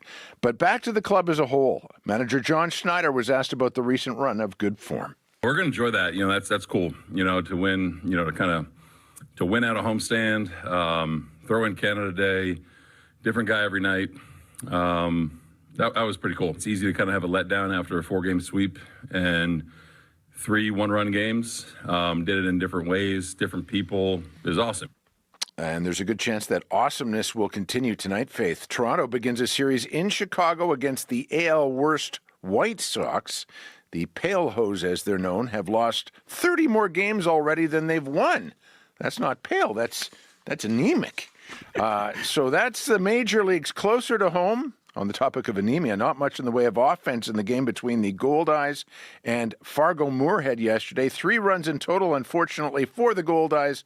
2 of those belong to their opponents, Winnipeg off until tomorrow when they return home to play against Sioux Falls, the Canaries. We'll figure it out, don't worry. Let's talk about tennis here, where they're trying to figure out and giving a considerable fuss to new tech being used at Wimbledon. What is this? Yeah, so yesterday in a match between Sone Cartel and Anastasia Pavlyuchenkova, the technology known as Hawkeye Faith failed to call out a serve from Cartel that clearly went long. Officials decided to replay the point, and Cartel ended up winning it. After the match, Pavlyuchenkova blamed officials for stealing the game from her. Fortunately for the Russian, she won the match, which had her in a more understanding frame of mind. He probably was scared to take such a big decision, but I think they should. That's why they're there for sitting on the chair. Otherwise, I think soon let's just play without them, right? And then we're going to have everything automatic. I think we're losing a little bit of this charm of actually having a human being. Then it just becomes a little bit weird and like robot sort of orientated. Traditionalist Faith will be missing those human line judges of Wimbledon's past in their wide-brimmed hats and blue and white striped shirts. But Hawkeye technology, as it is at the U.S. and the Australian Opens, is at the All England Club to stay. Officials just have to make sure they don't mistakenly turn the switch to it off, as happened yesterday. Meantime, there is a big match at Wimbledon this afternoon. Ottawa's Gabriela Dabrowski and her partner Aaron Routliffe play for a spot in the doubles quarterfinals. Last year, some will recall, they made it all the way to the final where they narrowly lost.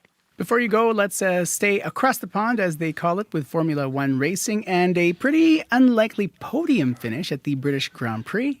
Yeah, that would be the third-place finish, Faith, by Germany's Nico Hülkenberg. He's been on the tour for close to 2 decades, never been on the podium before, so you'd think he'd be bursting at the seams with emotion. Not so much. Feel happy, feel relieved, also feel pretty, empty right now because, very, emotional roller coaster this weekend, being virtually last yesterday and a pretty bad day to, one of the best days in my career. It's obviously a lot to take in. So it was very intense. And, whilst I'm obviously happy and relieved, I'm also a bit tired and look forward to be home, to be honest. Here's an indication, Faith, of how surprising Hülkenberg's performance was. His crew with the small Swiss firm Kick Sauber had just 2 bottles of champagne on hand.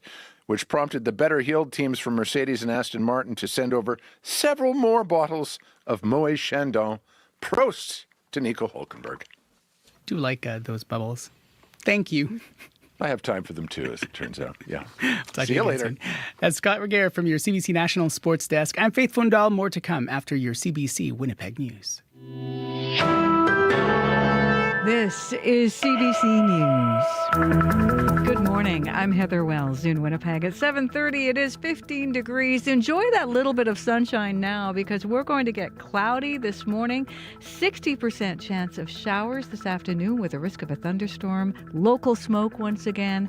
And cool today, a high of 22. Well, wildfires are flaring up in the north again and have now forced a partial evacuation of Opipon-Napiwin Cree Nation. 80 people were flown to Winnipeg Saturday. 70 more joined them Sunday. Chief Shirley Ducharme. The fires are being monitored, and if it's going to be coming closer to us, then I guess that's when we will have a full plan for a full evacuation. Ducharme says the smoke is predicted to get worse in the coming days. She says an RCMP report from nearby Leaf Rapids cautions the fire would likely jump the highway and potentially knock out power in the First Nation. Nisitchewayasik Cree Nation is declaring a state of emergency. Earlier yesterday, that First Nation was preparing to evacuate its most vulnerable people because of the nearby wildfire. The rest of the 3,300 people at Nisitchewayasik have been asked to keep their bags packed and ready. Deputy Chief Marcel Moody says the plan is to move Priority 1 people from the community's care home as soon as officials find a safe place for them to go. Right now we're on standby. We're monitoring, the fire situation, around MCM. And at this point in time, we're not quite ready to evacuate, but we're only evacuating the people from the personal care home. And Moody says 24 people live in that care home. Also over the weekend, 7 homes on Tatasqueat Cree Nation were destroyed by a fast-spreading wildfire. 175 people were taken to a recreation center in Gillam. Marcel Colombe First Nation is evacuating again. About 600 people from the nearby town of Lynn Lake have also been forced from their homes. And Pimachikamat Cree Nation Chief David Monias says 179 vulnerable residents with health needs have been flown out of the community, all of this less than 3 weeks after evacuees were allowed to return. A family reunification center is being criticized by Indigenous advocates, former workers, and clients who say it charges too much to live in a converted motel room with their children. Jaylene Oniski stayed at the Aurora Reunification Village in Brandon in 2023 with her partner and 2 children. It cost them $30,000 a month. She says the programming was basically sitting in a room watching PowerPoint presentations. Oniski says that money could have been better spent. Besides maybe a place to live and some food to eat, which you can get a lot, somewhere else for a lot cheaper and probably a lot better. Aurora's owner, Mike Bruneau, says the fees reflect the significant costs to run the 24/7 facility and cover accommodations, programming, meals, and operational expenses. You can hear more on this story coming up in this next half hour right here on Information Radio. Well, the pressure is on for rescue workers in central Texas. They're searching for any survivors of Friday's flash floods, but more rain is in the forecast and potentially more flooding. At least 82 people are now confirmed dead. 28 are children. Officials say they expect the number of dead to rise. You can hear the latest on this story as well as other national and international news coming up on World Report at 8. Winnipeg police are looking for a young suspect after a man was attacked with a machete outside a 7-Eleven near Polo Park Mall. Officers were called to the convenience store just before 11 Thursday night. The suspect took off before police arrived. He's believed to have been with 2 other teenagers when the assault happened. The victim was taken to hospital with serious injuries. Police say a passerby helped the man by using a belt as a makeshift tourniquet. A Winnipeg program that helps survivors of abuse from Nunavut has abruptly stopped. For the past few years, the program ran out of the Pan Am Clinic, helping people flown from Nunavut recover from traumatic brain injury after intimate partner violence and sexual abuse. Costs of transportation were covered by the territory. Psychiatric nurse Delma McLeod is from Septuagint Cree Nation and says Northern Health is under-resourced. These are people with severe mental health issues now. There's suicide ideation. These are people. Where are these people who are shutting this thing down? Because I'd like them to see the crying faces that I have to look at. They're like, where do I go now? What do I do now? A spokesperson at the Winnipeg Regional Health Authority says resources and space for the pilot project ran out, and they will look for ways to continue the support with existing programs in Nunavut and in Manitoba. Well, more than 1,000 pet-loving people gathered at the St. Norbert Community Centre yesterday for a pet expo. Kyla Lenio-Slack at Manitoba Underdog says her organization has been taking food and finding fosters for pets impacted by wildfires, working with people from communities who stayed behind to care for the animals. That's one thing that people don't think about often, that the animals that get left behind, because the main priority is to get people to safety, which I understand, but then that leaves a void there is who's going to take care of the animals that are left behind.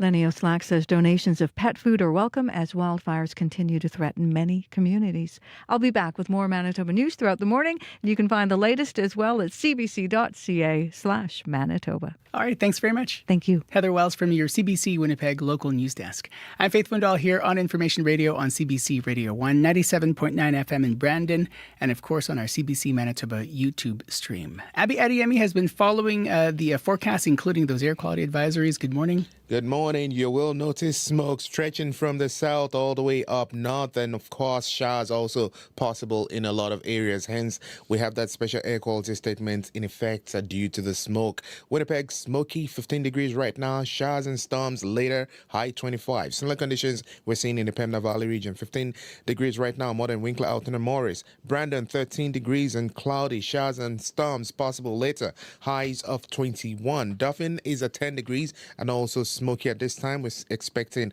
partly cloudy conditions and a chance of showers, high 24. Gimli, smoky, 11, cloudy, and storms will be coming your way later, high 22. The Par, Flin Flon, Thompson, we're looking at temperatures around 13 degrees and 14 degrees at this time. Most of the regions warming close to 25 today. Right now, Winnipeg, 15 with smoke and a special air quality statement in effect. All right, thanks very much. Thank Abby you. Adiemi here on the program. Sierra Sanders has been following the commute. Good morning. Good morning. Nothing major developing out there on this Monday morning commute, so pretty quiet, so things are moving smoothly. But if that is not the case and there's something getting in your way or slowing you down, whether you're here in Winnipeg or you're out there on the highways, you can give me a call on the CBC commuter line, 204-788-3093. All right, thanks very much. Thank you. Sierra Sanders here on the program. And of course, Brad Lillies is our streaming producer. Thanks very much for making us all sound and look good on TV and on our streaming page as well.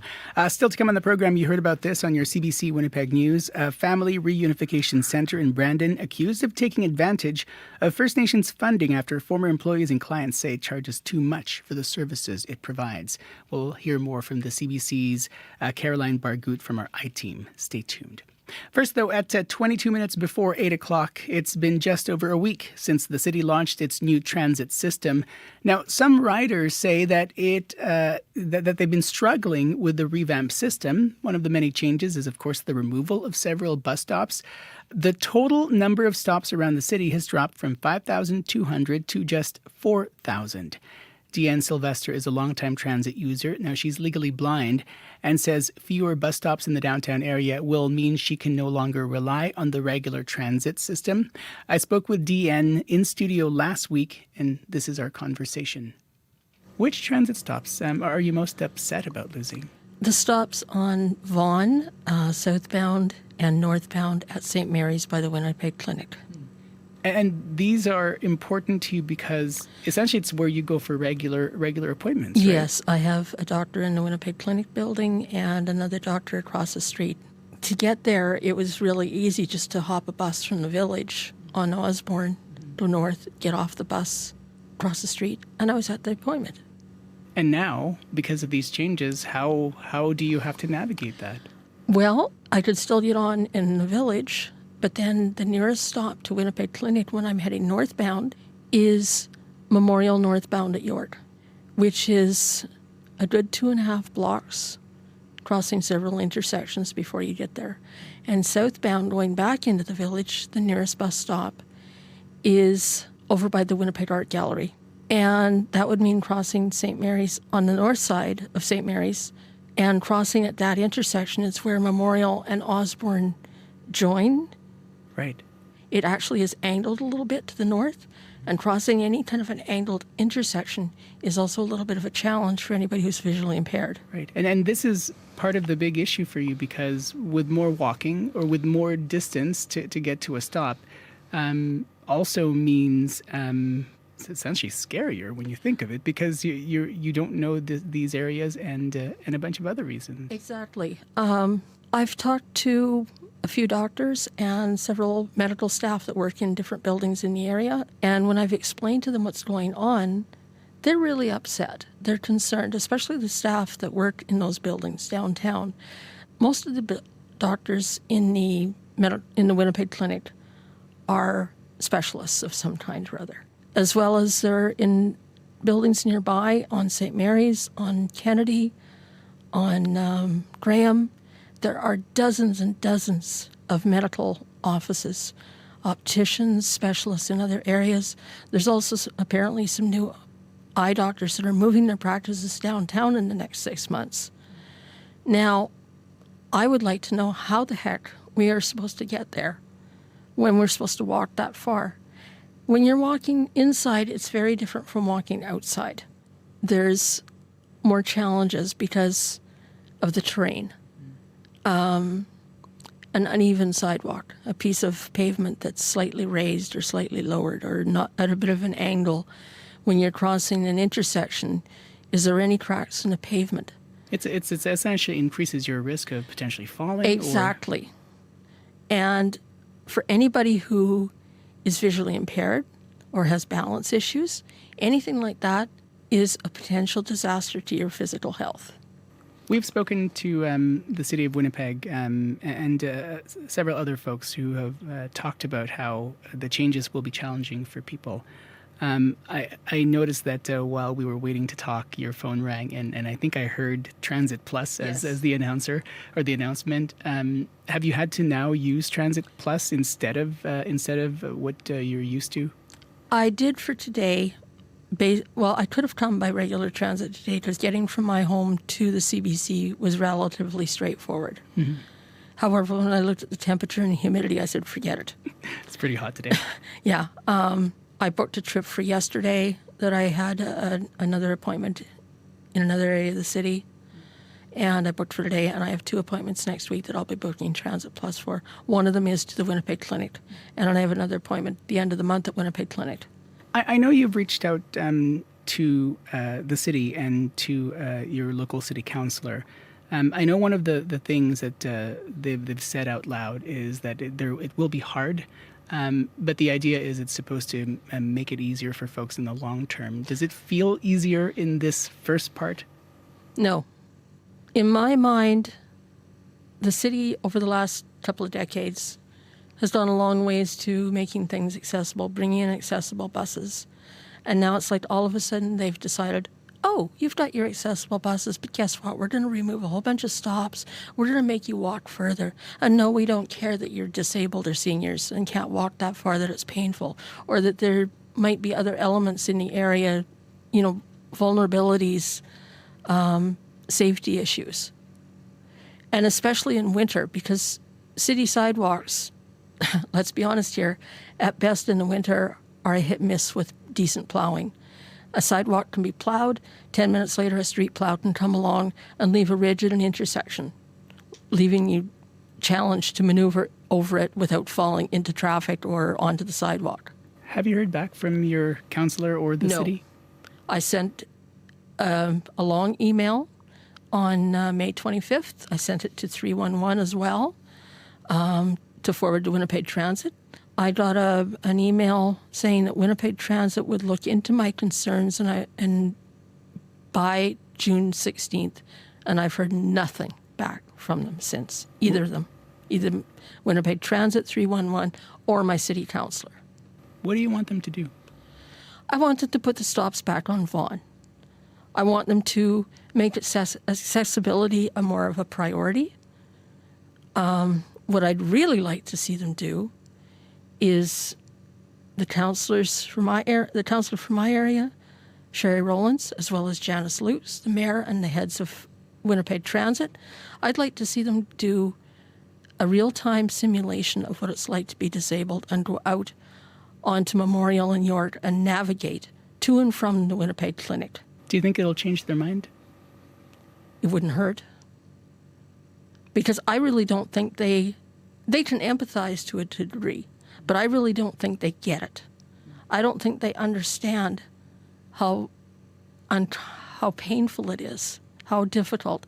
I think they're being told, they're being heartless, and they're disenfranchising the citizens of this city who are seniors and or disabled. Deanne, thank you for making the space to talk about this and for coming in. Thank you. Take care. Deanne Sylvester is a Winnipeg Transit user. The city says, quote, during the next 12 months, we'll be analyzing travel patterns and rider feedback to see what's working and what's not. After that, changes to feeder routes will be made on a regular cycle through the annual service planning process.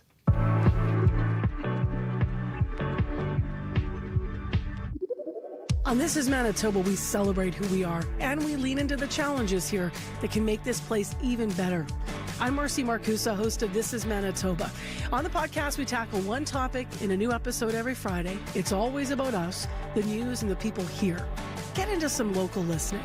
Find and follow This is Manitoba wherever you get your podcasts. Breaking news happens anywhere, anytime.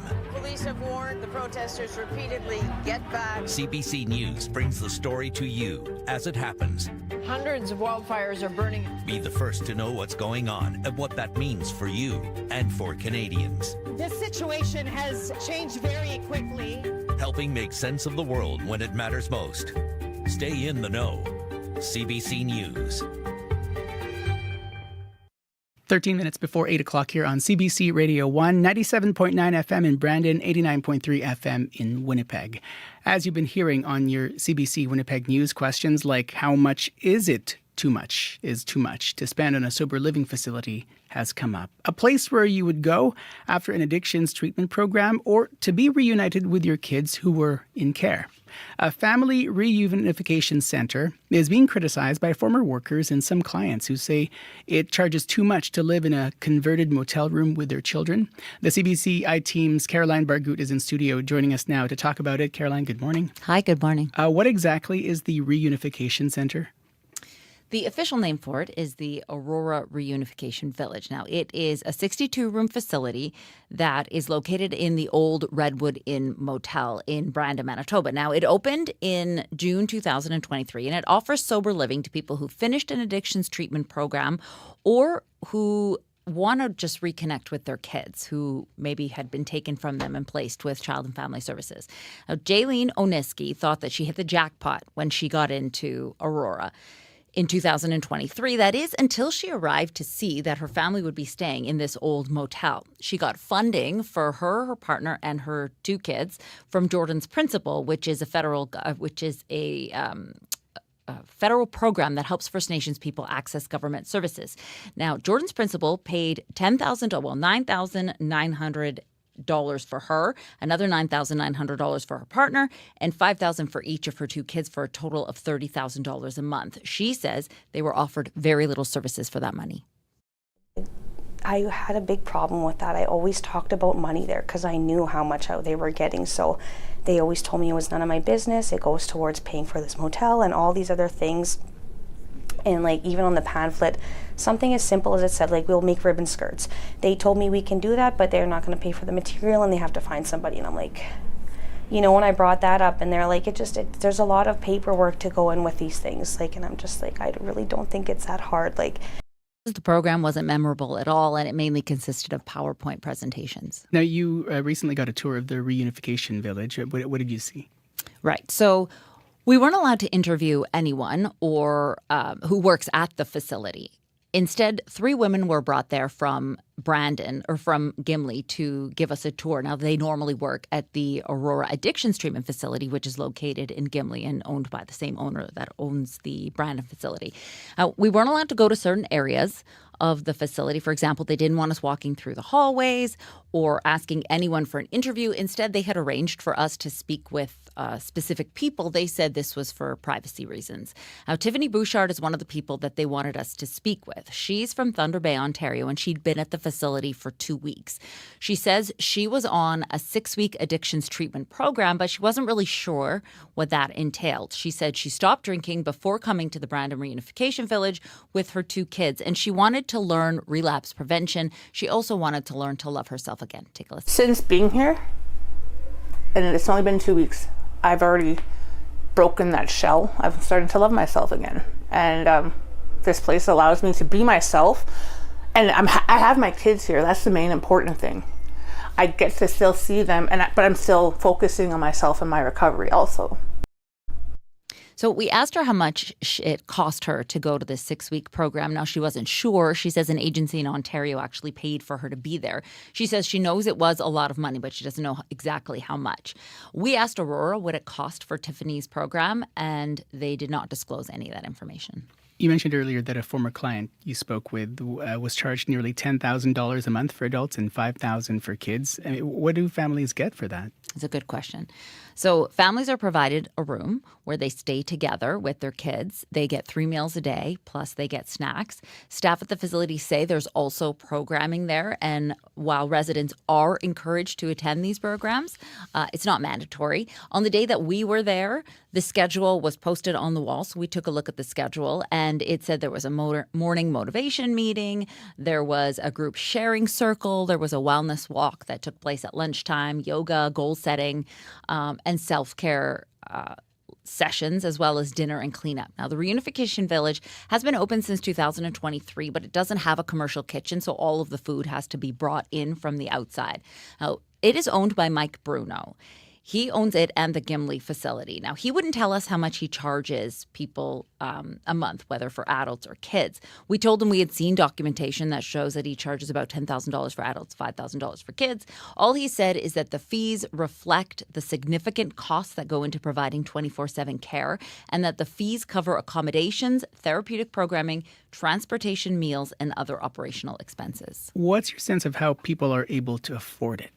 So we spoke to a number of clients and former workers, and they say the vast majority of clients are not paying for this out of pocket. Taxpayer dollars are being spent on their behalf through funding from their First Nations, for example, or Jordan's Principal, or even Child and Family Services agencies. In January 2024, Frank Turner, is the Executive Director of Cree Nation Tribal Health, it's an Indigenous-owned health advocacy program, he and his executive toured Aurora with staff. They were so concerned about what they saw that one of his colleagues actually wrote a report and sent it to other Indigenous organizations, imploring them not to send clients to Aurora. Frank Turner said he had concerns about the place the minute he walked in. Then we walked into the front door. We just walked in. There was no lock or nothing on the doors. We just walked in. And there was some people at the front lobby there with kids and little children running around at the lobby there, and there's nobody else. You couldn't tell a difference who was the worker or who was the client. So that caused a very big concern to us, because any person can just walk in there and take a child and walk out. So that there was no security at all that we've seen. So when we were there, the front door was locked. Now, this is an old motel room, so every room actually has an exterior door that you can exit and enter from the outside. Now, Indigenous Services Canada has confirmed that there was an allegation brought forward about the Brandon facility. However, they wouldn't say, they wouldn't give us any further details, basically citing privacy concerns. What about the owner, Mike Bruno? What is he saying about all of this?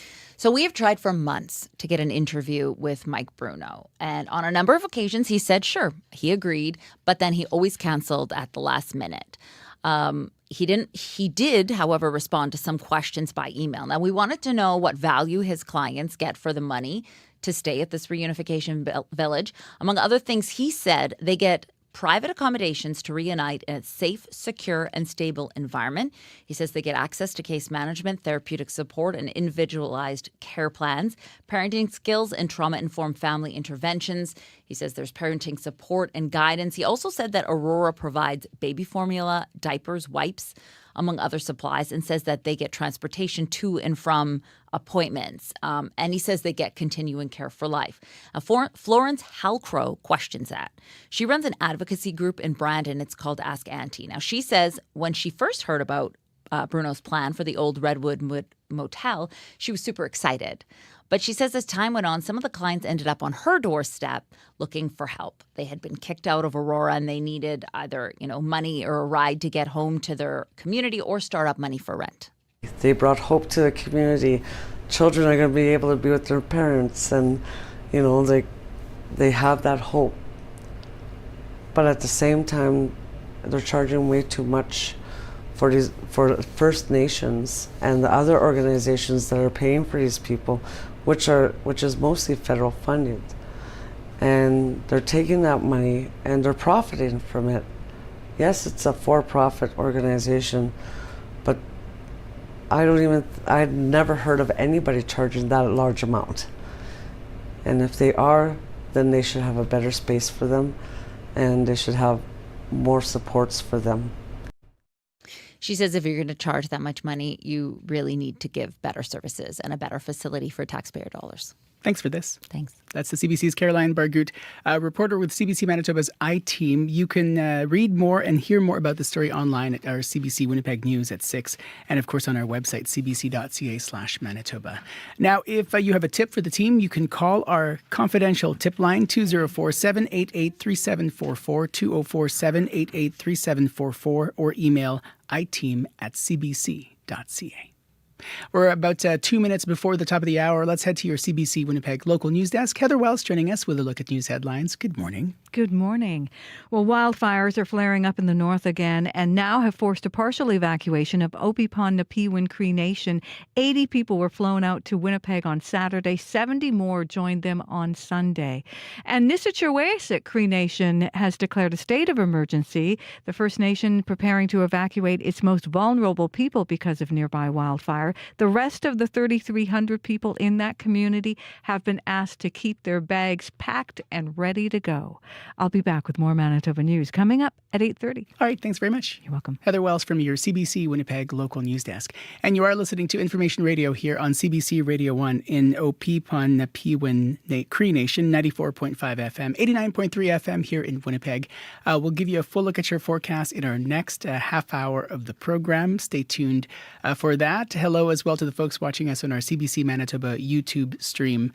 Brad Lillies is making us look and sound good on there. Thanks very much for your work. Sierra Sanders, of course, our studio director, waiting for your phone call in case you see any issues on your commute. 204-788-3093, 204-788-3093. Stay tuned because lots to come in our next half hour. A retired pilot of 35 years, get this, joins us to reflect on his experience flying in Ethiopia. Why, you might ask? Because he flew a BBC crew in a remote refugee camp where their reporting would trigger a global humanitarian effort. Stay tuned for more on that coming up next here on Information Radio on CBC Radio 1. The World Report is standing by. Stay tuned.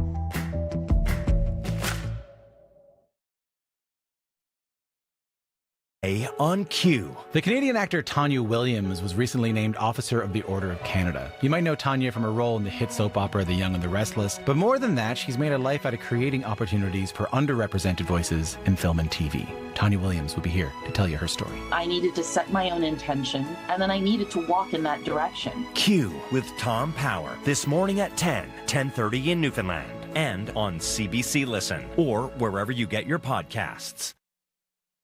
Canada's supply management system has controlled production, set prices, and managed imports of dairy, eggs, and poultry since the 1970s. But the trade war with the U.S. is leaving it vulnerable. Guest host Megan Williams hears from farmers on both sides of the border on The Current.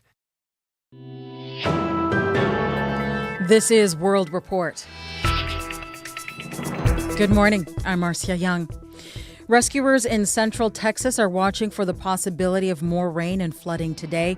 Dozens of people are still missing after Friday's flash floods. At least 82 people are confirmed dead. Camp Mystic is on the banks of Guadalupe River. It confirms 27 of those victims were their campers and one counselor. Officials say the number of dead could rise. Families who are waiting for news are asking some tough questions of officials, specifically about the warning system. The CBC Sam Sampson joins me now from Washington. And Sam, what can you tell us? Many of the people who live along the Guadalupe River say they did not get warnings at all about the flash flooding, and instead, they say they woke up to water in their homes. They had to break out of windows, rush outside, and swim to safety. Here's how one woman who was visiting family when the flood hit described the warnings. They came hours later, which was the most devastating part. We got the warnings on our phones hours later. The National Weather Service did send out warnings days before it warned of potential flooding. Then on Friday at 1:14 a.m., a cell phone notification went out about flash flooding for Kerr County. That's the worst hit region. And the warnings then even got more urgent from there. But still, many locals have questions about whether enough was done. Sam, what are we hearing from other officials? Well, local and state officials say no one could have seen this storm coming the way it happened, and they say they did take proper precautions. But in response to most questions about a lack of warnings, the answers sounded something like this. Here's Kerrville City Manager Dalton Rice. There's going to be a full review, of this so we can make sure that we focus on future preparedness. Unfortunately, the rain hit at the most inopportune time and right in the most inopportune areas where the North and South Fork hit. It converged, and so here we are. So again, we want to continue to focus on those rescue operations. Nationally, there are questions about how U.S. President Donald Trump's recent cuts to national agencies that monitor and warn of dangerous weather affected the way people received warnings. As in, with the change in staff, was the public as prepared as it could have been? Now, there's no indication that was the case here, but the president told reporters last night he did not think so. He was asked if, in light of this tragedy, would he hire back that staff to help with future weather events? And he said no. Thank you, Sam. Thank you. Sam Sampson in Washington. Israel's prime minister is in Washington today to discuss a path for peace in Gaza. Benjamin Netanyahu will meet with U.S. President Donald Trump. Trump wants Israel and Hamas to agree to a U.S.-backed ceasefire plan. It would halt the fighting, at least temporarily, and it would mean the release of more hostages. The CBC's Tom Perry has the story from Jerusalem. Message be on Gaza to Netanyahu? I think we're close to a deal on Gaza. We could have it this week. On his way back to Washington from his golf resort in New Jersey, U.S. President Donald Trump continued to sound upbeat about the prospects for a ceasefire. I think there's a good chance we have a deal with Hamas during the coming week, pertaining to quite a few of the hostages. Yeah. Hamas continues to hold 50 hostages, living and dead, inside Gaza. Israel's Prime Minister Benjamin Netanyahu has been under pressure from hostage families and a large part of the Israeli public to reach a ceasefire and bring them home. As he departed for Washington yesterday, Netanyahu said his goal is to see the hostages returned and for Hamas to no longer pose a threat to Israel. We are working to achieve the deal that has been discussed, Netanyahu says. I believe the conversation with President Trump can definitely help advance this outcome. Any ceasefire would come as a relief to people inside Gaza, where tens of thousands of Palestinians have been killed in more than a year and a half of relentless Israeli bombardment, and where the hope is that this war might finally end. Tom Perry, CBC News, Jerusalem.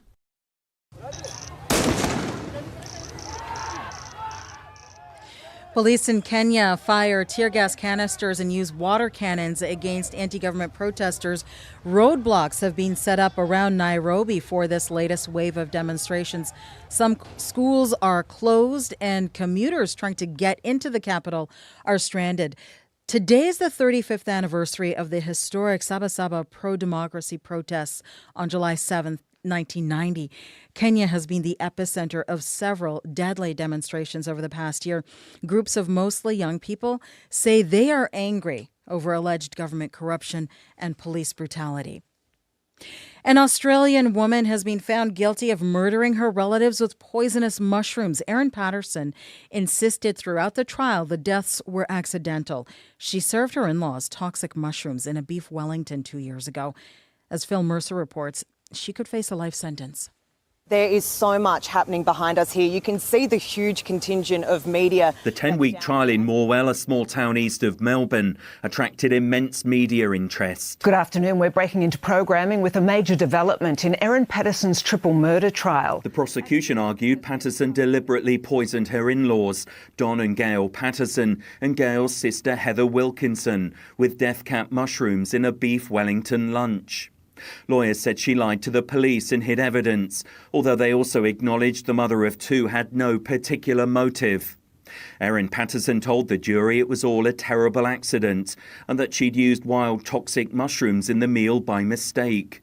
She'd previously told reporters that she was innocent. Devastated by what's happened, by the loss of Ian and Heather and Gail. They were some of the best people that I've ever met. Australian psychologist Tim Watson-Munro believes Patterson will appeal against her convictions. The jury deliberated for nearly 7 days before arriving at their verdict. So I think we have to have confidence in that. But clearly it's been a big case, and I would imagine there will be an appeal process in play. I don't think we've heard the end of this case by a long shot. Patterson will return to court at a later date for sentencing and could face life in prison. Phil Mercer for CBC News, Sydney. U.S. President Donald Trump says tariff notices for other countries will begin rolling out today. Trump made the comments shortly before boarding Air Force One late yesterday. He says he will be informing several countries of just how high tariffs on their imports will go. Sending letters out on Monday having to do with the trade deals. Could be 12, maybe 15. And they'll be going out on Monday, and some will go out on Tuesday and Wednesday. And I think we'll have most countries done by July 9th, yeah. Either a letter or a deal. Trump says some new trade deals have already been made. The higher tariff rates are set to take effect August 1st. The premiers of Alberta and Ontario are meeting in Calgary today. Danielle Smith and Doug Ford are expected to sign 2 new memorandums of understanding on energy priorities, trade, and interprovincial cooperation. The premiers were together at a round table in Calgary yesterday. Ford wrote on social media that they discussed how to build new pipelines as well as rail lines to export Canadian critical minerals and energy. Data from the federal government shows eliminating internal trade barriers could add up to $200 billion to the Canadian economy. Some people who paid deposits for season's tickets for a Halifax CFL franchise are still waiting for a refund. About 7 years ago, the group behind the Atlantic Schooners launched a season ticket drive, but the team never made it to the field. Richard Woodbury has the story. Over time, I felt that the deposit was gone, and it was $100, not the end of the world, but, it just felt like things weren't going to happen. Rob McCormick of Windsor Junction, Nova Scotia, paid a down payment for 2 season tickets. At least 6,000 deposits were made for the season ticket drive. That's at least $300,000 cash. Jason Mullis of Gatineau, Quebec, never got his money back either. People are upset. I haven't heard nothing. Where's our money? But I don't worry about it. It's just, if you really want it back, you can complain enough. You'll get your money back. Obviously, the first order of business is securing the site that is going to be acceptable to council. Schooner Sports and Entertainment was the latest group that tried to bring a CFL franchise to Halifax. As part of that, the company planned to build a stadium. In late 2019, the Halifax Regional Municipality said they would contribute $20 million toward it, if a list of conditions were met. But the COVID-19 pandemic threw a wrench in Schooner's plans. The company officially shut down in 2023. This was partly because the city was no longer going to contribute toward the stadium cost. CBC News contacted former officials with Schooner Sports and Entertainment to find out what happened to the deposit money. In a statement, they said a significant number of people did receive refunds, but they said they are creating a portal to handle any outstanding refund requests. Richard Woodbury, CBC News, Halifax. That is the latest national and international news from World Report. I'm Marcia Young.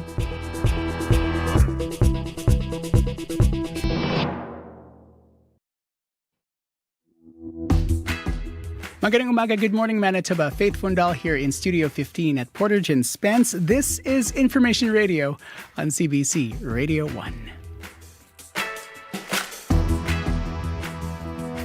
Hello to the folks watching us on our CBC Manitoba YouTube stream. Brad Lillies is our streaming producer today. Of course, I'm sitting in for Marcy Marcusa. On the program this half hour, we're going to speak with a former pilot who is reflecting on his time flying food into remote villages in Ethiopia in 1984 during the famine. More from him about his motivations for his work in Ethiopia and flying a BBC crew that would go on to shock the world. That conversation coming up next here on Information Radio on CBC Radio 1, 89.3 FM, 990 AM, and everywhere on the CBC Listen app.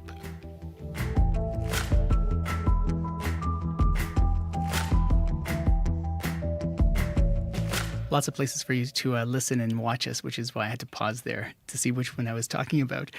You don't have to go far to get your news headlines because Heather Wells joining us now from your CBC Winnipeg local news desk. Good morning. Good morning.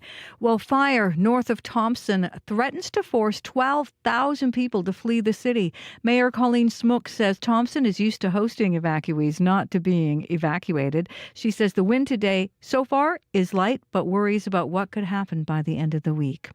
Former workers, clients, and advocates question why a family reunification center in Brandon charges clients almost $10,000 a month to live in a converted motel room. They say the price exploits First Nations communities and government agencies that foot the bill. We'll hear more coming up in our next local news coming up at 8:30. All right, thanks very much. You're welcome. Heather Wells from your CBC Winnipeg local news desk. Abby Adiemi is here watching the forecast and lots of warnings, aren't there? Yeah, warm and humid across board. Highs we're seeing going to get to 25 in most of the regions, but smoke is affecting the air quality in a lot of regions from Winnipeg down to the U.S. border, and then we're going to track it into the Red River Valley region, into the Interlake. Up north, we're seeing this special air quality statement in effect, so it's a good idea to limit your time outdoors if the smoke is impacting or affecting you. Winnipeg right now, 17. The sun still trying to struggle really to break out of those partly cloudy skies we're seeing. We have smoke in the air. Expect some clouds to roll in with a chance of showers. And of course, thunderstorms later this afternoon. Tonight is going to stay mostly cloudy with more showers and lows around 13 degrees. Tomorrow looks brighter, sunshine and 25 on the way.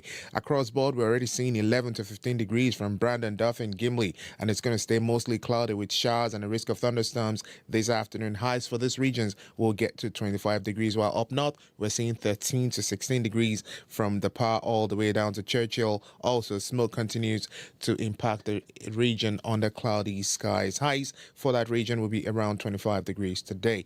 Winnipeg, 17, smoke and a chance of showers later today. All right, thanks very much. Thank you. Abby Adiemi here on the controls. Sierra Sanders has been following the commute. So far, our studio director, good morning. Good morning. Kathy gave me a call. Lights are out in all directions at Salter and Selkirk. So treat that intersection as a four-way stop and be patient with your fellow commuters there as you approach that intersection. I imagine there will be some delays through there. If you have any updates on that or if things start to look a little bit different out there, you can give me a call on the CBC commuter line. We still have a little bit of time left in the show. That number is 204-788-3093.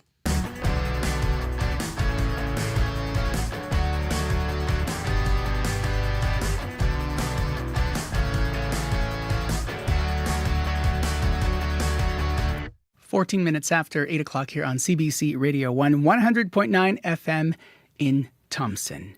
And the 40th anniversary of Live Aid is nearing.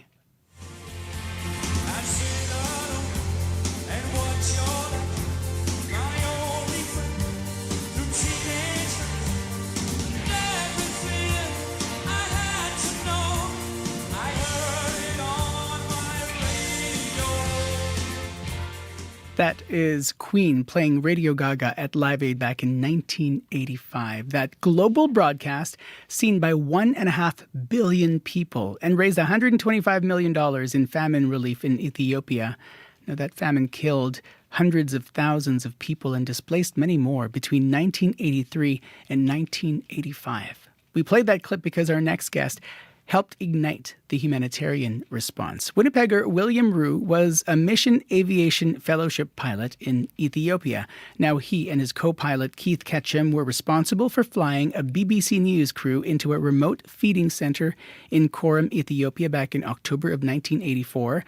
The footage the crew captured would go on to shock the world and bring attention to the famine. And you have to remember that we didn't have phones in our pockets showing us the world like we do today. So those images of people with skeletal frames huddled, starving on dusty land and rows and piles of children were collectively shocking. Now, William spoke with Marcy Marcusa. Good morning.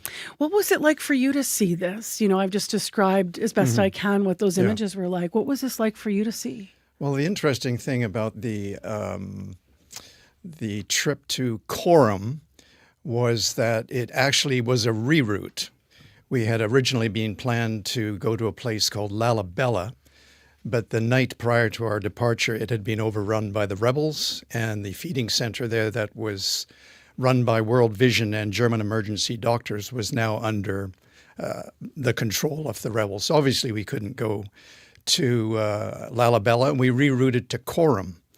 And Coram wasn't particularly secure either.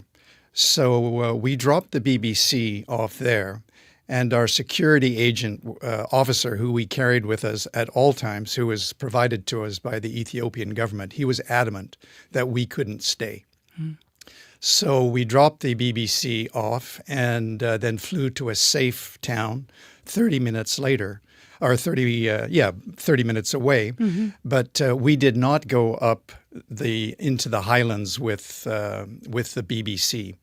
So we never saw what the BBC filmed. And I left the country at the end of my contract 10 days later, still not knowing how absolutely awful Coram was. It was, without question, the most awful thing we had any connection with. So you experienced this in the way that many of us experienced this when you saw that footage, except you were a direct part of it. Correct. Yeah. How did you get into this position as a pilot in the first place in this way with the BBC? Yeah, I was living in Montreal, flying for Air Canada. And in 1983, Air Canada decided that they had a surplus of pilots temporarily. And if anybody wanted to take a leave of absence to do something else for a while, leave of absences were available. And I was single at the time, nothing really holding me down.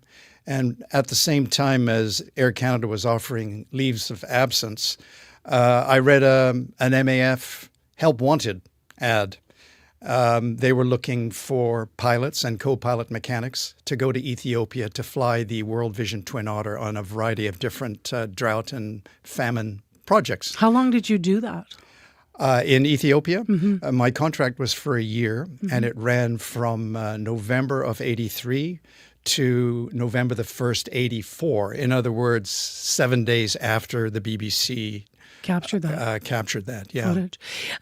What's your reaction then? I mean, in hindsight, of course, that you were part of this, and that the world's reaction to this would start something we're talking about 40 years later.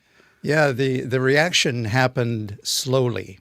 When World Vision assigned the MAF crew to do the BBC trip, it was no different than any other trip we had done. We had spent a year being assigned tasks, and those tasks could be for a day or they could be for a couple of weeks. And World Vision would say, go over there and do this. And we would go over there and do this, come back to Addis Ababa and wait for our next assignment. So when we were assigned the BBC, that was not unusual except for the fact that it was media. We had spent the previous year having literally no contact with the media at all. Media attention was not being focused on Ethiopia. So we essentially did this work in isolation. And so that was what was unique about the trip. It was the BBC. It was the media. So off we went. What was rewarding about the work? And maybe that's a strange word given what you were doing and where you were at this time. But obviously it was important. And on some level, you must have understood that being there for a year. I mean, even before the BBC trip, it was tremendously exciting work. Ethiopia is an incredibly beautiful country. We could be, 1 week we would be down in the Ogaden Desert towards, the Somali border, which was not a secure border at all. The next week we could be, in the desert towards Sudan and Kenya.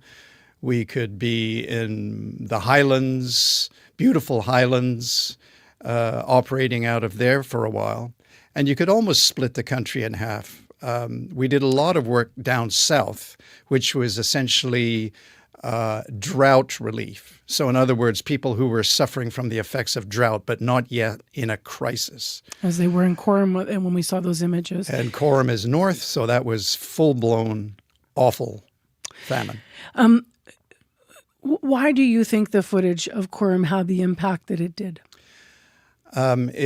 It is unbelievably shocking. Like, we had heard about Coram, but we hadn't been able to access it.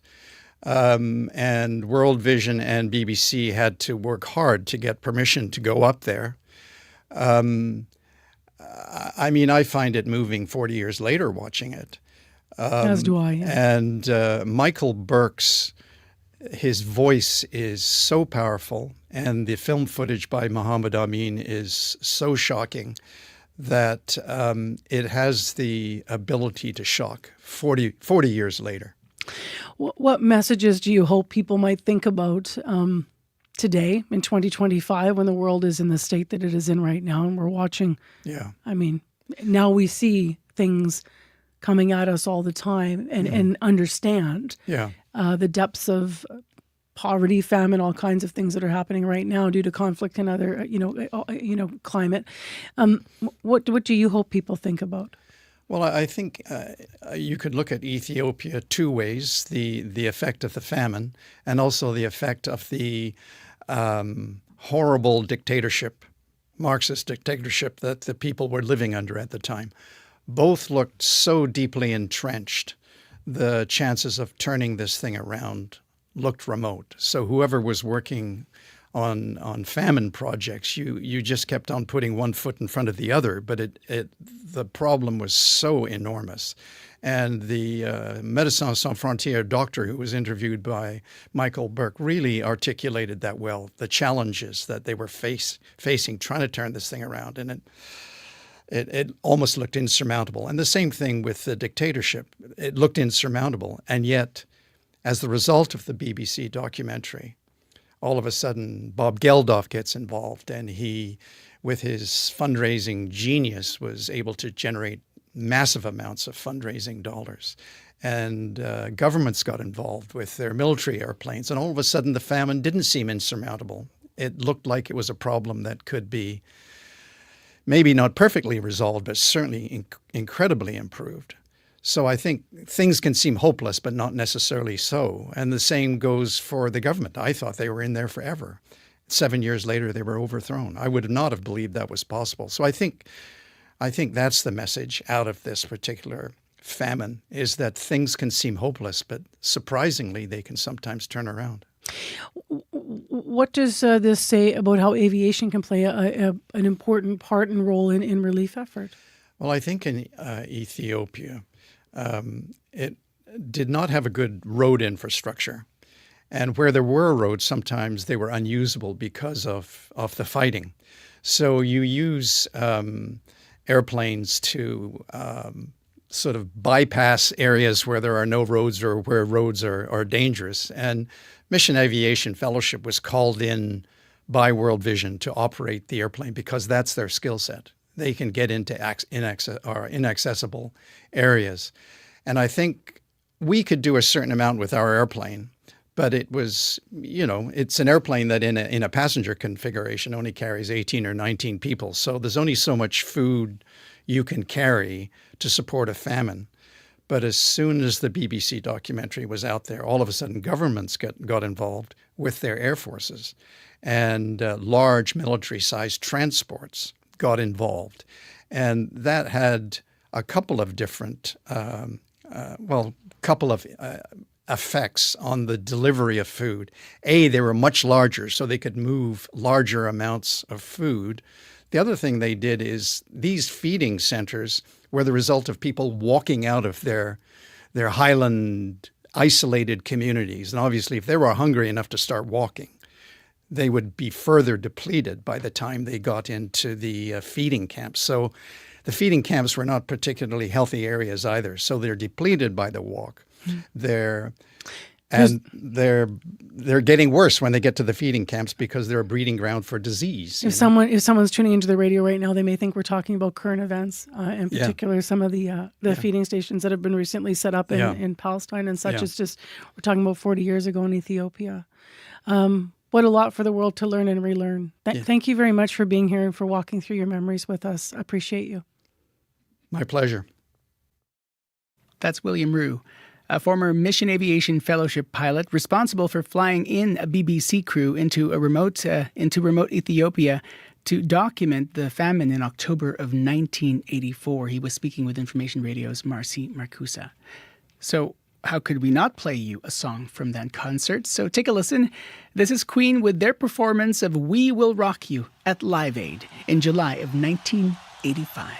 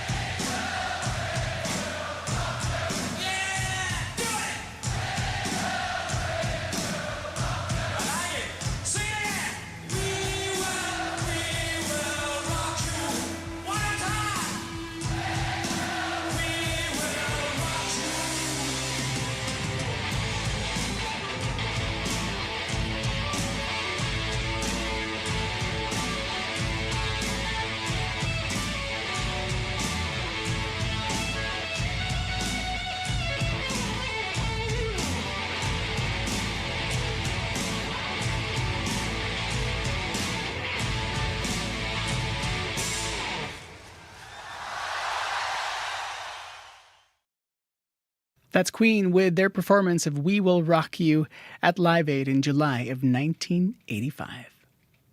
Rubik's, Jigsaw, Wordle? Hardly. Get ready, Canada. It's time for another edition of That's Puzzling. Host Pia Chattopadhyay competes against one familiar voice and one clever listener in a battle of brain games devised by puzzle master Peter Brown. That's Puzzling all summer long. Friday afternoon at 1:30 in Newfoundland, and on the CBC Listen app. We carry a world of information in our pockets because we want to know.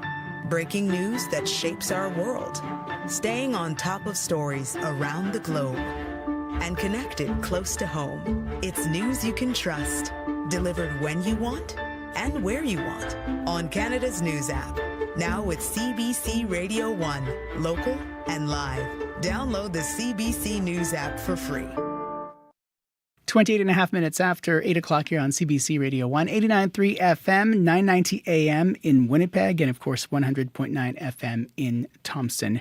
If you missed our conversation with the Mayor of Thompson, Colleen Smook, you can tune in, of course, to the CBC Listen app, or if you are watching us on our CBC Manitoba YouTube stream, she spoke with us in our 7 o'clock hour of the program. After taking in hundreds of wildfire evacuees from neighboring communities, the city now dealing with wildfire uncertainties of its own. So I know that she was on the program in her 7 o'clock half hour. You can tune in for more on that if you missed it. By the way, CBC's Climate Dashboard is an online tool that tracks current conditions and extreme weather right across the country in real time. You can also find live updates on wildfire smoke and active fires right across the country. You just have to set your location. So visit cbc.ca/climate, cbc.ca/climate. And speaking of the climate there, we do have special air quality advisories in effect for much of the listening region, of course in Thompson as well, in that part of the province, and here in Winnipeg. If you have heart or lung issues, you can see it outside there. It's pretty hazy. You will want to avoid strenuous outdoor activity and listen to your body, because if you're not feeling well outside, could be because of that smoke. Be aware of that. We'll give you a full look at your forecast for the rest of the province here on Information Radio on CBC Radio 1 after your CBC Winnipeg News. This is CBC News. Good morning. I'm Heather Wells in Winnipeg. At 8:30, it is 18 degrees, mix of sun and clouds this morning, and then full-on clouds later today with a good chance of showers, even a risk of a thunderstorm. Local smoke, again, as Faith mentioned, and a high today of 22. A fire north of Thompson threatens to force 12,000 people to flee that city. Mayor Colleen Smook says the northern city is used to hosting evacuees, not to being evacuated. She says a fire covering 7 hectares started burning on Friday. By evening, it had spread to 3,000 hectares. So we've had heavy dozers equipment on it. As of last night, it was about 6,000 hectares. We've had heavy equipment. We had more teams come up last night from Winnipeg that'll be helping us action it today. Smook says the wind today so far is light, but worries about what could happen by the end of the week. She says hotel space in the province is at a premium, and Smook asks people to check in with friends and relatives in the south for places they can go if they have to get out in a hurry. Well, wildfires have now forced a partial evacuation of Opipon-Napiwin Cree Nation. 80 people were flown to Winnipeg on Saturday. 70 more joined them on Sunday. Chief Shirley Ducharme. The fires are being monitored, and if it's going to be coming closer to us, then I guess that's when we will have a full plan for a full evacuation. Ducharme says the smoke is expected to get worse in coming days. She says an RCMP report from nearby Leaf Rapids cautions the fire will likely jump the highway and potentially knock power out to the First Nation. Ducharme says elders would be next to leave the community. A family reunification center in Brandon is being criticized for charging First Nations agencies and Child and Family Services too much for the level of programming being offered. CBC I-Team's Caroline Bargout reports. The Aurora Reunification Village is a place for people recovering from addictions to live with their kids, some of whom had been taken away by Child and Family Services. It charges about $10,000 a month for adults. The funding comes mainly from First Nations organizations and CFS agencies, not out of pocket. In return, clients receive a room inside an old motel in Brandon that's been renovated. There's also programming like sharing circles, morning motivation meetings, and wellness walks. Some former clients and workers say they don't get value for those taxpayer dollars.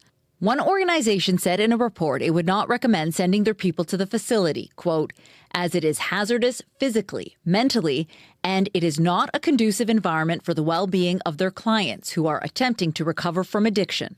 Aurora's owner says the fees reflect the significant cost to run a 24/7 facility and covers accommodations, therapeutic programming, meals, and operational expenses. Caroline Bargout, CBC News, Winnipeg.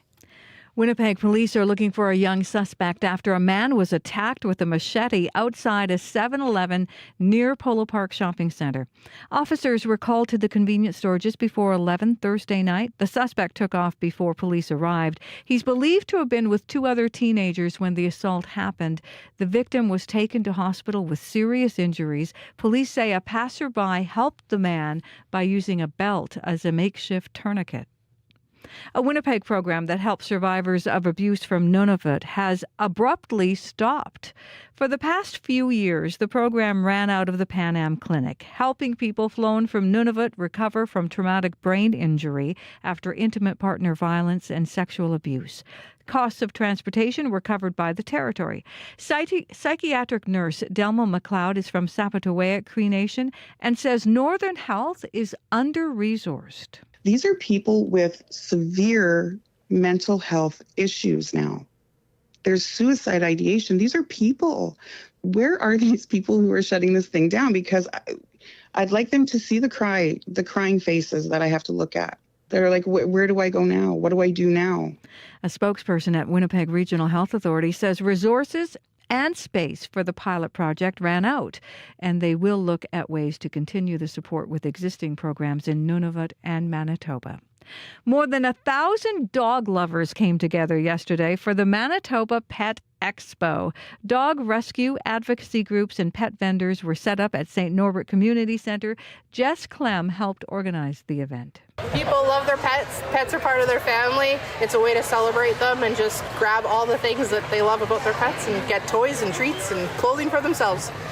The event was a month later than originally scheduled because of wildfires, as some participating groups were helping affected pets. You can find the latest news throughout the day. All you have to do is head to cbc.ca/Manitoba. All right, thanks very much. Thank you. Heather Wells from your CBC Winnipeg local news desk. Sierra Sanders back for a last look at the commute. Hello. Yes, good morning. I received a call a little while ago from Kathy about the lights being out in all directions at Salter and Selkirk. So you're going to treat that intersection as a four-way stop there and be patient with your fellow commuters. I took a quick look at the live traffic map on Google, and that area is labeled with dark red, meaning slow. So it's slow moving through there. Be patient, but that is due to some lights out in all directions at Salter and Selkirk. All right, thanks very much. Thank you. Abby Ediemi, we heard about the air quality. What are we expecting for the rest of today? Yeah, it's going to be a warm and humid one with the smoke still in the air. Poor air quality will definitely be felt from the north all the way down south. The south will see highs around 25. We're expecting showers in some areas and thunderstorms later while tomorrow's sunshine resumes. Up north, we're going to see highs around 24 degrees, but the smoke will definitely be hanging out all night in that area. So take care if you're in that region. Thank you very much. Thank you. Thanks as well to the folks who helped put our show together. Our associate producer, Marshall Hodgin on the weekend there. Our reporter, Caroline Bargoot from the I-Team.